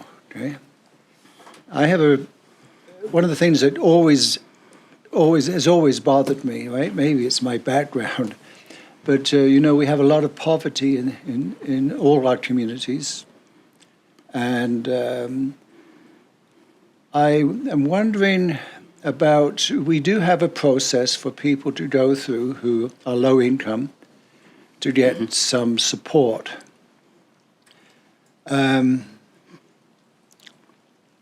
I know some rural residents who've approached me. I'm a rural resident, and they say, well, that's not accessible to them. And I've said, well, maybe this is something you should discuss with your regional director, and maybe some partnership with the city at the regional district level, city. So I just want to flag that have people have approached me in the past, not recently, Ryan. I'd be lying if I said it's recent, but about a year ago, about the swimming pool and so on. Because the swimming pool provides a lot of benefits to people, not just for exercise, but rehabilitation. And these two people who talked to me have both had operations, low income, and I told them about the process, and I shouldn't, because I should have realized they're not city residents, right? So, but that's just flagging that. It's something that is not. I mean, your accessibility for low-income people is important for a variety of reasons. So what is the bottom line of all these changes? You must surely have done some scenarios, and I can't find that in your report. You said it wouldn't, I think your words were, it's not making a significant difference. Now that's a value judgment. What is significant for one person might be For someone else. yes. So what is it approximately? I wouldn't hold you this. This is meant to be as a No, that's very fair, and I knew you would ask that, and I knew that I would be wouldn't be doing my job if we didn't do the math, right? Yeah, sure. So really, what we're doing is comparing 2023 attendance levels, right? Because we have the data, and comparing to what it would be from the current bylaw to the new bylaw or suggested changes, and running the math, right, all the way down. And really, for 2024, the percent change is a 0.9% negative. So it's not even a 1%. It's really works out to about $10,099 is the change from to the negative. Thank you. Let's say one last comment. Yeah. In the simplification, have you considered rounding up the cents, like $6, let's say, I'm just making it $6.85. Why don't you just call that 7? Do you want to simplify it? What about all the change that people have to make? Yeah. And why not do that? Well, we did, and we have gone through that. We also looked at the fact that as we're trying to get to the short-term leveling over the next 3 years, is that we have a step process that you'll see it with actually that's in the documentation for you. For us to go from say $5.75 straight to $6 might be a barrier financially for some people, and so we're looking to do that over the next 3 years. Is to hold some of the pricing or fees at the pool, for example, but also start bringing up some of the other areas to balance it out for that end goal of creating a master pass or a facility pass where people can then bounce around the facilities around with the same pricing structure. Thanks, Ryan. Thanks, Councillor Parslow. Councillor McDonald. Thank you, Worship.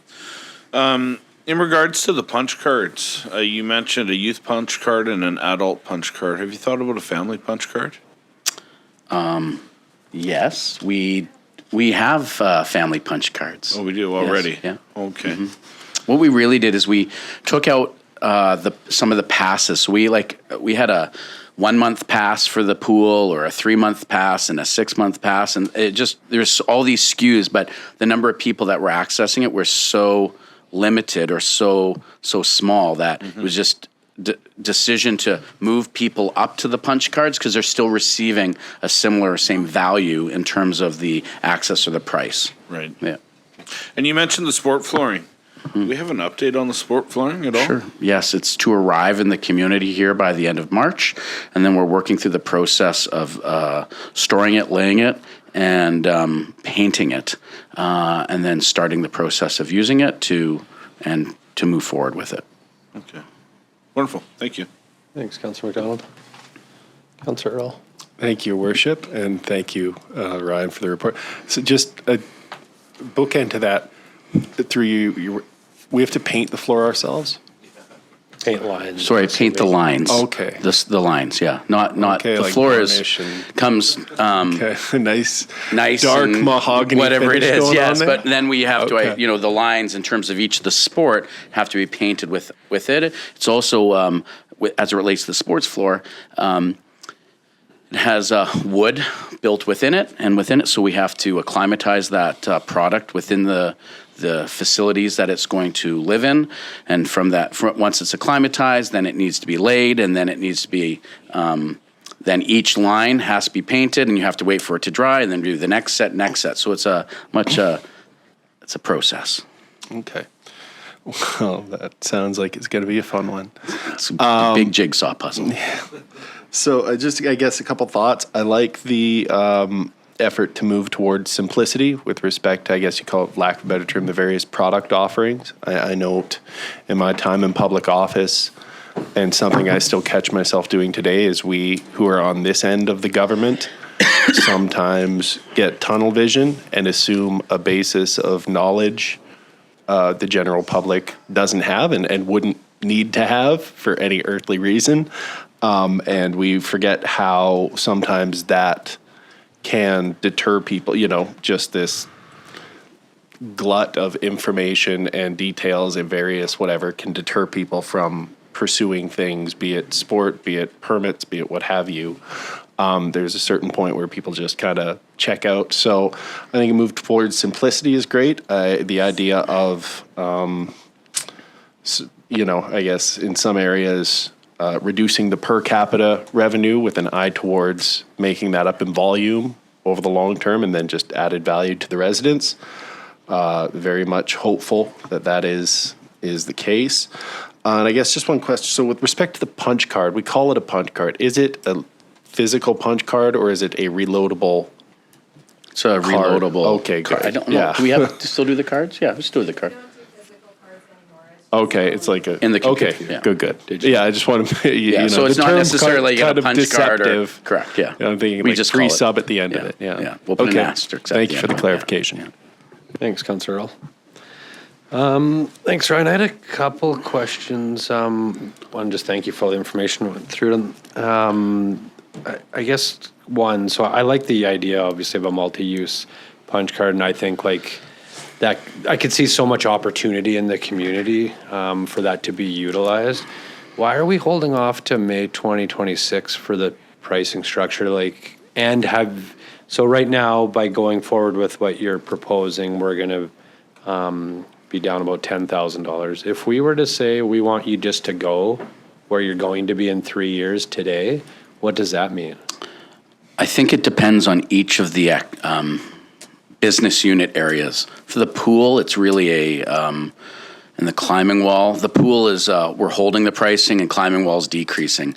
But we're looking at in some of the other areas, 50 cents, 60 cents increase, or could be, or even more, in say drop in hockey and some drop in other activities. And I think one of the things when we talked about it within our team is that there's still this, although it doesn't seem like a lot of money, right, all at once, is really just taking that approach, that understanding that the fiscal challenges of some of our community members is still very real. And so doing it over a 3-year period and just aligning it over the next couple of years, and so that increase isn't as dramatic in the first year, is the approach that we took. But when you're saying dramatic, what does that mean though? Like if you were to take 2023 numbers and put where you're seeing it go in 2026, are we talking $100,000 difference? Oh, no. It's not necessarily the impact for the city per se. It's going to be the impact for the consumer, someone who's low income that may, their barrier is going, if we hit them all at once, say next year, to ensure that they still have, it's a phased in approach for them. Well, I appreciate that for sure. And I'm not saying I'm not talking from behalf of the city, I'm talking from our consumers. But if you're looking through all those numbers, most of what I went through is decreases. Mm-hmm. So why I'm missing something, why we're decreasing everything and then we're moving it up over the next 2 years to get it all equal. So I'm just asking, if we were just to get to 2026, what does that? So I'm just going to pick on one. Okay. Arena, public skate, youth, current bylaw, as if we were to follow it, would be, this is with taxes in, let's just make it easy, is $4.66. Now I need a ruler because it's sorry here. Yeah, I had to get it printed. 2026 would go to $6. So whatever, I can't do that quick enough. So that's like a 50% increase just on that one. Yeah. And so we're actually saying, just picking on public skate youth, we're going from 466, and we're suggesting in the change in the bylaw for this May, we go to 466 to $5, a 7.3% increase just this year. So we'd be going to $5. Then over the next 25, and going forward, the $6, I misspoke there. The $6 would be at the end of 2028, the end of the 5 years. The end of 2026 would be $5.80. So it's an 80 cents increase from in 1 year. From 25 to 26 would be 80 cents. Okay. I guess the only reason my questions are around that is just I see so much value in that punch card and getting it all on the same page. I could see a benefit getting to that sooner. And then also, I get the consumer point, we're moving from 450 to 6 on that one. Most are going down, but it's from a staff's perspective, it might be easier to sell to a consumer. Could be saying yeah, you know what, this is the one that's went up. Mm-hmm. But it's now, this used to be $11, this is $8. Yep. So because if you just each year go up, are you gonna, cause more issues next year to those consumers? Oh, you're upping it again? Then next year after, you're upping it again instead of just hitting it. But yeah, that was kind of just my thought process on it. And what I was thinking about. But can you check if our 11? Okay, I'm going to. If there's any more comments, we can be real quick now, or we can come back to it afterwards. So Come back to it. you come back to it for you, Councillor Parslow. Okay, Councillor Earl. I guess I'll push it. Thank you, Your Worship. I was just going to note, with respect to the annual increases, that was something that was brought in at the beginning of the previous council. And the reason it is because what had been happening historically is that there would be no rate increase for 7 years. And that would completely throw out the per capita subsidy equation. And in order to catch up, you'd have an instance where every 7 years council would have to put in a very, very dramatic increase. So the whole rationale for an annual increase or a schedule of increases was so that we weren't putting councils and by extension the public in the position where they'd have to look at, a 15% increase to play catch up over the last 7 years. Okay. Thanks, Councillor Earl. Do we just have another 11 o'clock? I don't know, Ryan, did you want to add any more? Councillor Parzo, did you? Okay. Well, the mayor's thoughts appeal to me, and so I'm just wondering, and I appreciate what you've done for sure, and why you're staggering. But what is the threshold for somebody if somebody finds that they are unable to pay for that dollar whatever increase, in other words, implementing the 2026 right away, as per what the mayor's thoughts were and the advantages of that, wouldn't that person be able to apply for Leisure access? Yes. They could apply for leisure access, and right now leisure access is an ongoing program that the city has. Correct me if I'm wrong, but I think the budget that we have is $10,000. $5,000 a year, and every year it's exhausted.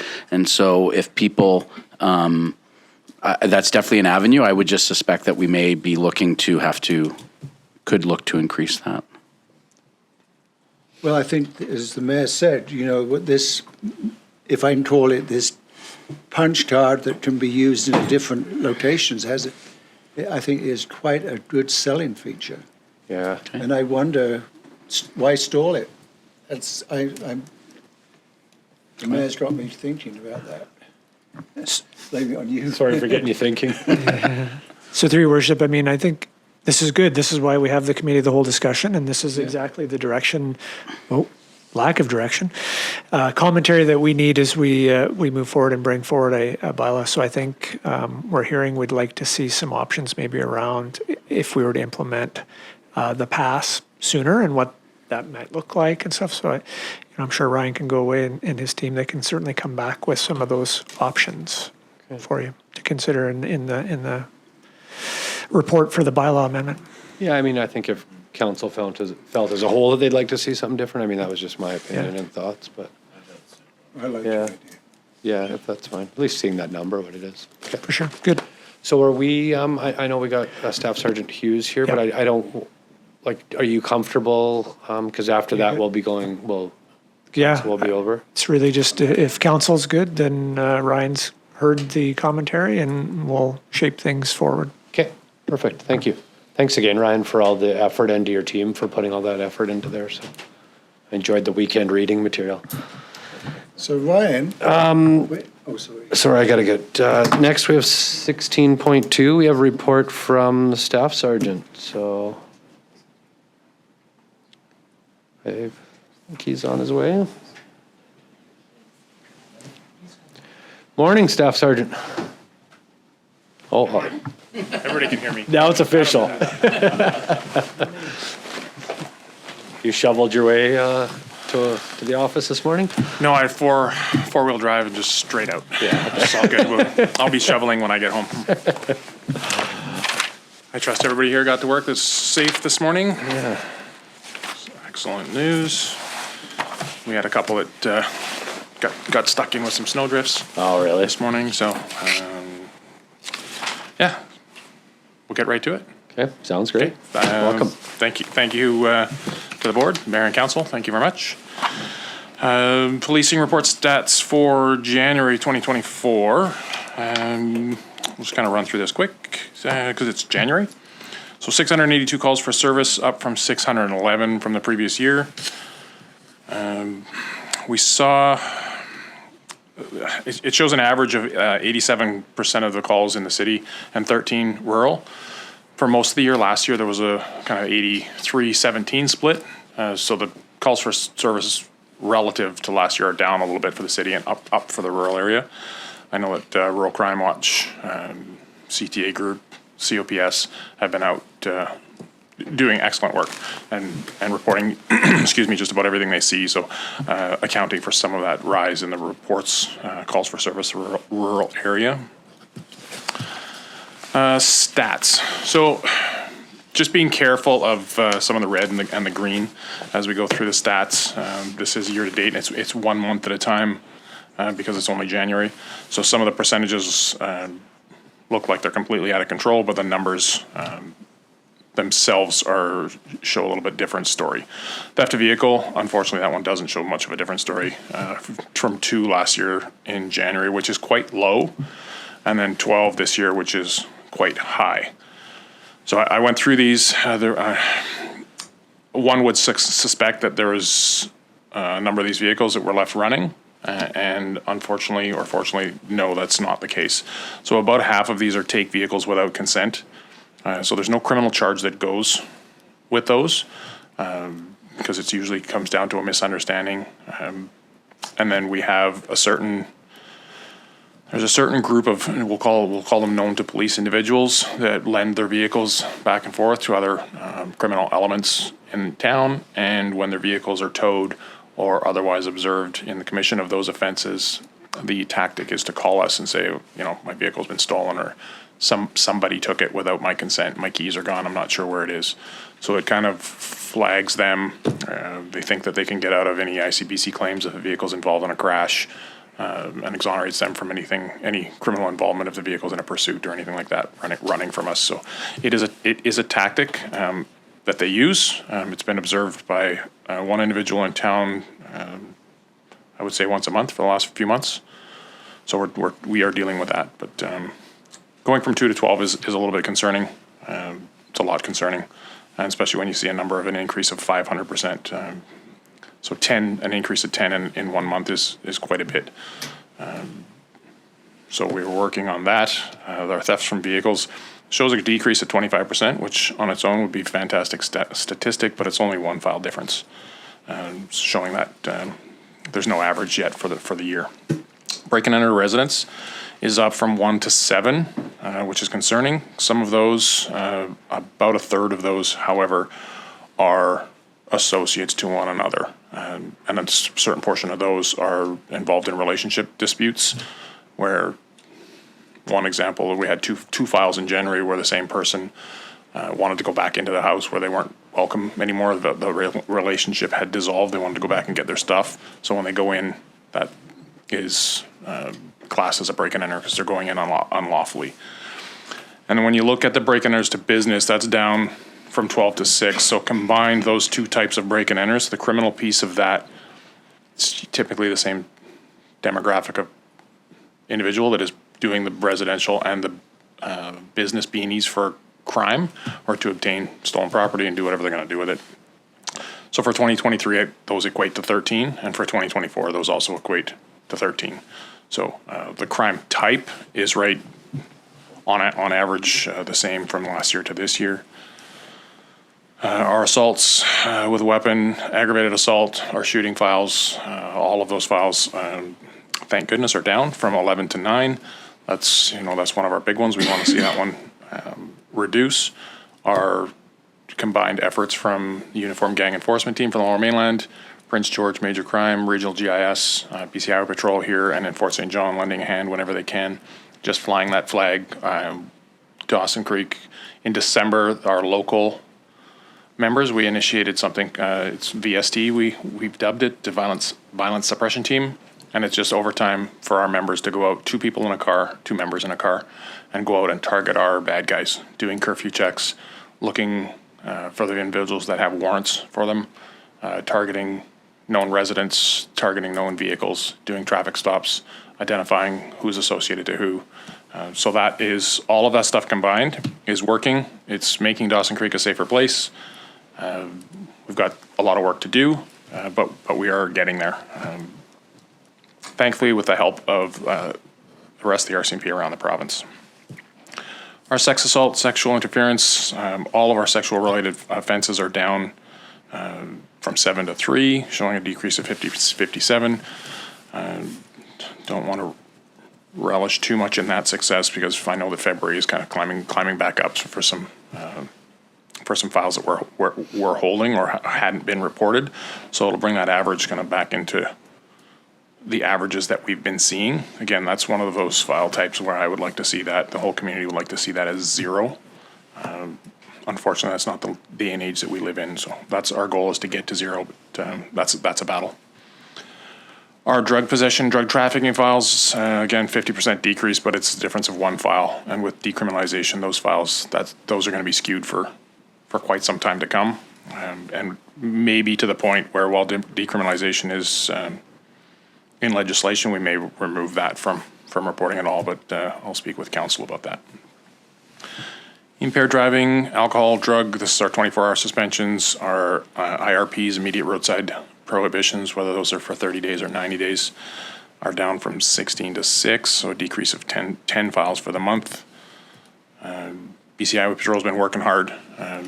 Our members have been working hard, so we like to see that down. Hopefully that's because of enforcement and people are starting to get the message and stop that behavior. So it's not for lack of patrols or short people. If, the public, we rely on the public as well to call those in, and I think it's working. Our vehicle collisions, 33 to 39, increase of 18%, which is only a difference of 6 files in a month. So about a crash a week or a crash and a half a week differences. It's hard to say, hard to speculate what that would be. Perhaps our relaxed weather conditions over that time period. People are taking more chances than they should be and getting into trouble with the road surface is still frozen, regardless of how, no snow in the fields or no snow on the side of the road. So. Our theft shoplifting is 21 to 26, so it's up 5. We have that demographic of people that rely on, unfortunately, doing crime and theft to support their personal needs, and that's just an ongoing battle. Our mental health files, calls for service continue to rise, 34% from 38 to 51. So that's just the reality. We have that number is always going to grow. EHS, whenever they attend something like that, they want us to go for their safety. So it's a priority for us to go and ensure that all of our first responders are safe. So that number is going to continue to grow. We don't have much control over that. And our unspecified assistance files, I didn't have time to get into this with everything else, why that went from 57 to 9. That might be a typo. I think it's probably from 57 to 90 something. Yeah, it shows an increase of 70%, so that is a typo that I haven't fixed. So 57 to 90 something is going to be about 70% increase. And the unspecified assistance are non-criminal code type files, files that typically aren't police actionable, but someone calls us and we attend. Somebody walking down a back alley, the suspicious vehicles, the suspicious people, even telemarketers, not telemarketers, but the door-to-door marketers when they're around town. They've been really good at letting us know that they're in town, but sometimes they don't, and people, we try and head those off when people call in. Somebody's not wearing a marker, or their tag has fallen off, or it's minus 20 and they've got a big parka jacket on, and people call it in that people are walking around going door to door. So that type of thing. We do, again, I will say month after month after month, that we appreciate those calls. Those are the calls that put the police cars, our men and women, into the neighborhoods, into the communities, with the flying that flag to speak. And it helps, it works. Our police vehicles driving around through the communities, we've seen what the Uniform Gang Enforcement Team, when they come into town, everybody knows they're here and everything kind of just settles right down. And that's the desired effect. We're going to continue that initiative as long as we can. They were in town here just recently, and they're coming back again. The funding for both the last 2 deployments is no cost to Dawson Creek. So that's thanks to the Lower Mainland units themselves funding that for us. So no cost to the taxpayers here, which is amazing. Amazing support. So I can't thank them enough. Moving on, our citizens on patrol continue to do what they do. Out patrolling, being visible, not making contact, just observe, record, report. And it's working. Continue to go to their Rural Crime Watch meetings and the COPS meetings. A fantastic bunch of people. Same with the CTA group. I continue to go to their meetings. I meet with them or a person, a representative from them once, 2, 3, sometimes 4 times a week. We're getting lots of calls from them, and that relationship continues to build. So thank you to them for that. I touched on the violence suppression efforts and our local Dawson Creek RCMP members. That's an initiative that's in-house here and seems to be working very well. And the Peace Region Crime Reduction Unit, the official business case has been put forward to North District, so there's a whole bunch of administrative process that goes through our lines and up to the province. I believe the mayor has had a chance to talk with his Honor Farnworth about that, so I'm not going to touch on that at this time. Question and answer time. Thank you, Staff Sergeant. I'll open it up to council first. Councillor Royal. Thank you, Worship, and thank you, Staff Sergeant, for the report. I appreciate the added context with the statistics as you walked us through it. That's always welcome.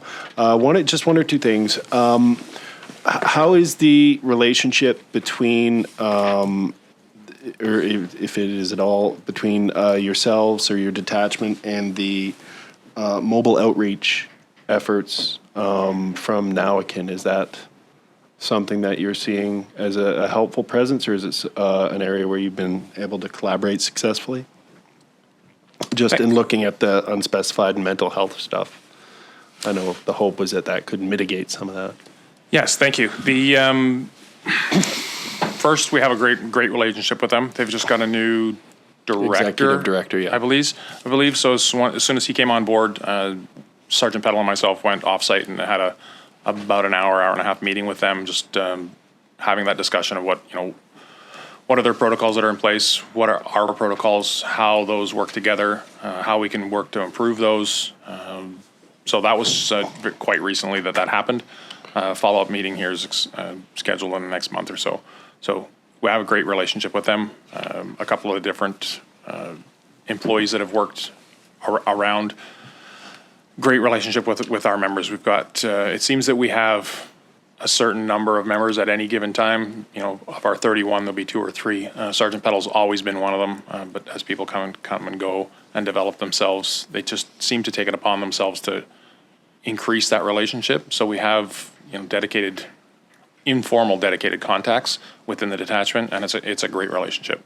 And it continues to build. They reached out to us, which is a great sign. I think, does that answer the question? Yeah, I was thinking more specifically about, I know their ambition last year, and I think they've actually got the vehicle, but the mobile outreach unit as kind of supplementary to some of the efforts around preemptively addressing people who are maybe on the streets or in vulnerable situations who need help, and then being, doing their own little patrol, stuff like that. I was wondering if there's any collaboration there, or is it kind of still a separate, or is it something you're seeing? Yeah, they work independently to us. Okay. We haven't had, as far as I'm aware, we haven't had calls for service directly related to them. Mm-hmm. So this number may be climbing higher and faster than we think because they're taking some of it. Mm-hmm. It's hard to get that statistic in check when it's growing so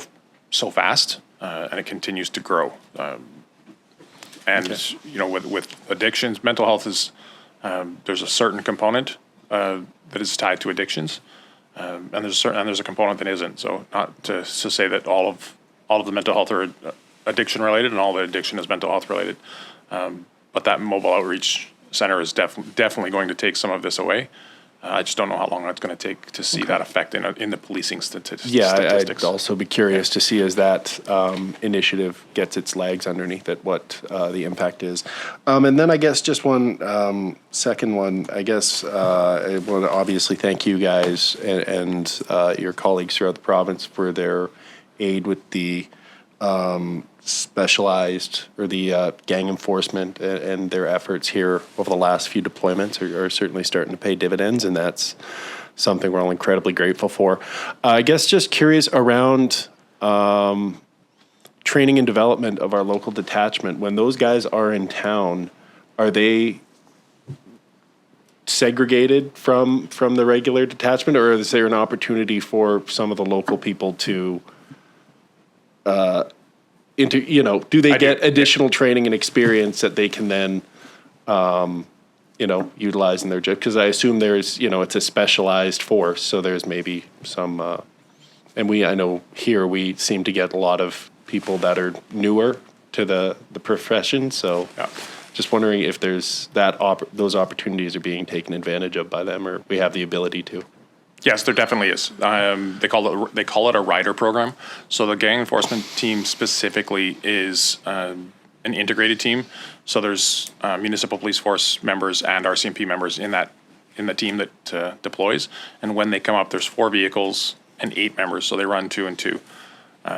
We have vehicles here that we can give them, and the program is called the rider program. So we have members here that wish to develop into that type of speciality, and they have the opportunity to go and ride with them, and kind of see what they do, see how they do things a little bit different, get a different perspective on crime reduction and violence suppression, enforcement, that kind of thing.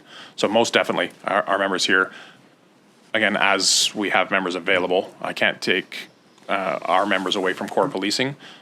We still have to deliver core policing to the community. So if I only have 2 members on, then that opportunity isn't there for that night. So if a night where there's 4 or 5 members on, most definitely that opportunity is there for some members, and they have taken advantage. So. Cool. Thank you very much. Thanks, Councillor Earl. Councillor Parslow. So 4 frontline vacancies. So what's happening to replace them? Sorry, I don't understand the question. You have 4 frontline Vacancies. Vacancies. What's the plan to replace them? So we go into the queue. I don't have the opportunity to do our own staffing here. Our staffing for Dawson Creek is coordinated out of North District. So the management that oversees the entire North District delegates kind of who goes where. So we have obviously shortages across the country, across the province, and most definitely in the North District. So those decisions are made at North District based on the operational need of different detachments. So while Dawson Creek is definitely struggling for personnel, there are some small communities or smaller communities in Dawson Creek that are running at half capacity. So the priority goes to those people.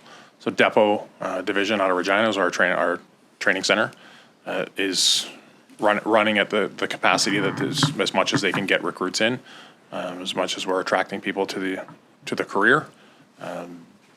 So the decision isn't made here in Dawson Creek at my desk. It's made in North District. So we are getting, we have one new member coming March 17th is his first shift. So that'll take that vacancy down to 1. We've got our General Investigation Services Corporal. That job is vacant, so that's on the promotion board right now. So that gets posted nationally to the entire RCMP force. And anybody from the constable rank that wishes to, with the skill set, that wishes to promote into the rank of corporal will be eligible for that job. And then we narrow that down to, shortlist that down to 7 and make a decision. So that person could come from anywhere in the country. Yeah. So cybercrime. Do you think there's a need perhaps in this reporting to start reporting that, given the literature that points to how this is just a spiraling out of control in the country, maybe in the developed world, but there was a news item about one piece of software that is being used now by over 2 million young people in this country that is a vehicle for all sorts of intimidation, sextortion, involving quite a few people. And the article was saying that there's a real need for children to be, for parents to monitor this particular app, but for children to maybe have some education about that. So I'm just wondering if cyber crime should be a part of this report, or is that matter, I'm showing my ignorance here, excuse me, cybercrime, is that handled by this detachment, or is it passed on to more specialized units? But if it's handled here, it'd be interesting to see its incidence. And is there a role for RCMP working with the school district to give some education to kids about cybercrime? So, thank you. So the two questions are a cybercrime unit or cybercrime reports, statistic reporting. That is completely up to mayor and council. If that's something that you want to see on here, I'm more than happy to add that in.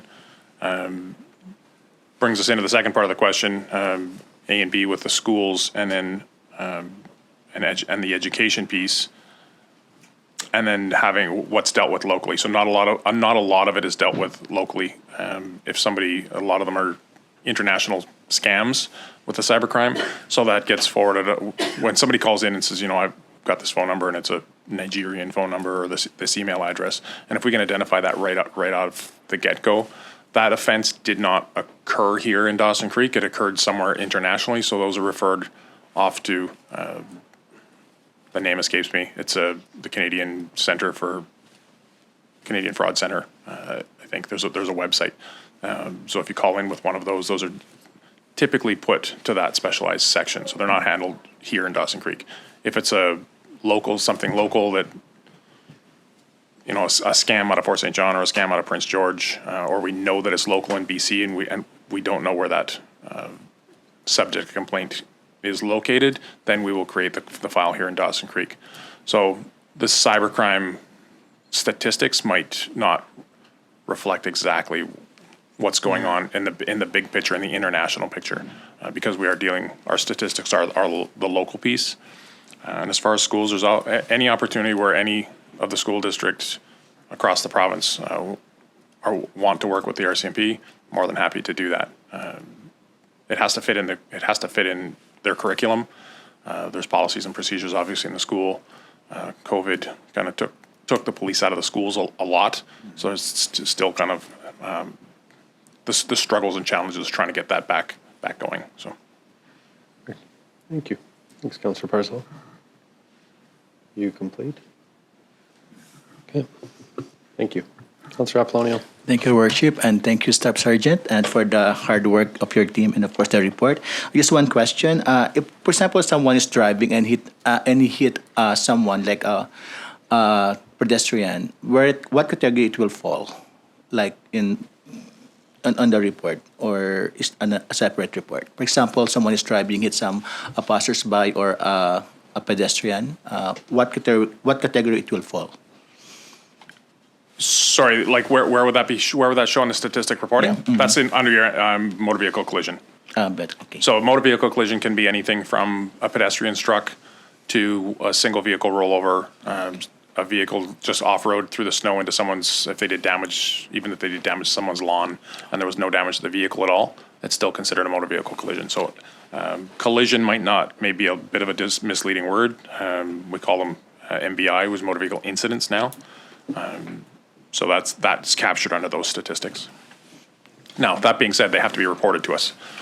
We do have, again, we've got a certain number in all of these categories that where occurrences are happening and people aren't reporting to us. Thank you, Councillor Apollonio. Other questions? I had a couple. One, just want to thank you again for everything you do and your team. So, Thank you. A couple that I'll follow up with you later, but we did have our meeting with the minister last week, and we haven't crossed paths since then, but there was some that came out of there, but I brought one up earlier on Mayor's updates that Minister Farnworth was saying in one of the municipalities down south where they had some similar activity go on in the community, and there was just kind of like that heightened perception of the safety of that was of concern to that community. So they did kind of like an open door meeting, like for a couple hours with the minister, but also with a few RCMP members, where they just kind of had the door open where any resident could come in, just have some, not like a town hall setting, just more of like an open, casual conversation, just to say that. So I was going to talk to you about that. But I just figured because I did give an update earlier, I would bring it up to you now, but we can talk about it later. As well. And then another thing too that the minister did say while we were down there that I didn't bring up earlier in the updates is just that they do have significant amount of officers this year. I believe it was 200 and some. So they don't decide where those officers go, but knowing the concerns and some of the per capita violent crimes that the local members are dealing with, they're definitely going to consider that when they when they pass those officers out. So thought I'd bring that up to everybody. And then I didn't have anything more. I don't know if anybody else did, besides just a thank you again for taking the time to come in here, but also just more a thank you to yourself and to the team for what you do every day in our community to make it feel a safer place. And I know the days we live in are struggles sometimes, but your actions and your team actions are definitely, I feel, making the community more safe. And I think it's showing on a lot of the things since you've been here. So we appreciate it. So thank you. Thank you very much. I tell them over there, at all levels of employee, whether it's the members or the civilian staff, I only steer the ship. They are the ones that row it. Without the hard work from them, I am not much good. Yeah. It's that, they're the ones that are out there taking the files, they're taking the phone calls, they're out there dealing with the public, they are putting themselves in harm's way to keep the public safe. I just steer the ship. Again, they're the ones that row it. So Yeah. thank you so much from yourself and the other councillors that consistently acknowledge that. It goes a long way. It's very much appreciated. There was a letter that you dropped off the other day, so I scanned that in and sent it out to everybody that wasn't necessarily going to get to see that, just because of the day of the week that it was. Fantastic feedback. It's very much appreciated by all levels of staff over there. So thank you very much. Yeah, you're welcome. Thank you. Awesome. Anything else? I don't think so. No. I think that's good. Thank you. I think we're breaking right away too. So yeah. Yeah, you bet. Thanks, Staff Sergeant. Tab, do I need to make a motion to go into closed right now, or am I just breaking? Okay, I'm going to call a break till we'll be back at 1 o'clock. I'd like to call our regular council meeting with Committee of the Whole for Monday, February 26th, back to order. Our next order of business is to recess to close meeting. 17.1, resolution to move into the meeting of council closed to the public. Agenda item 2.1, section 91K municipal services that are at their preliminary stages. Section 91J, information that is prohibited from disclosure under Section 21 of the Freedom of Information and Protection of Privacy Act. And Section 91I, the receipt of advice that is subject to solicitor-client privilege. A motion, Councillor McDonald, second. Councillor Earl, I'll call that to vote. What was that? Sorry, did I miss something? Good, okay. Call the vote. Vote is closed. It's carried. Thank you, everyone. Thanks, Carl.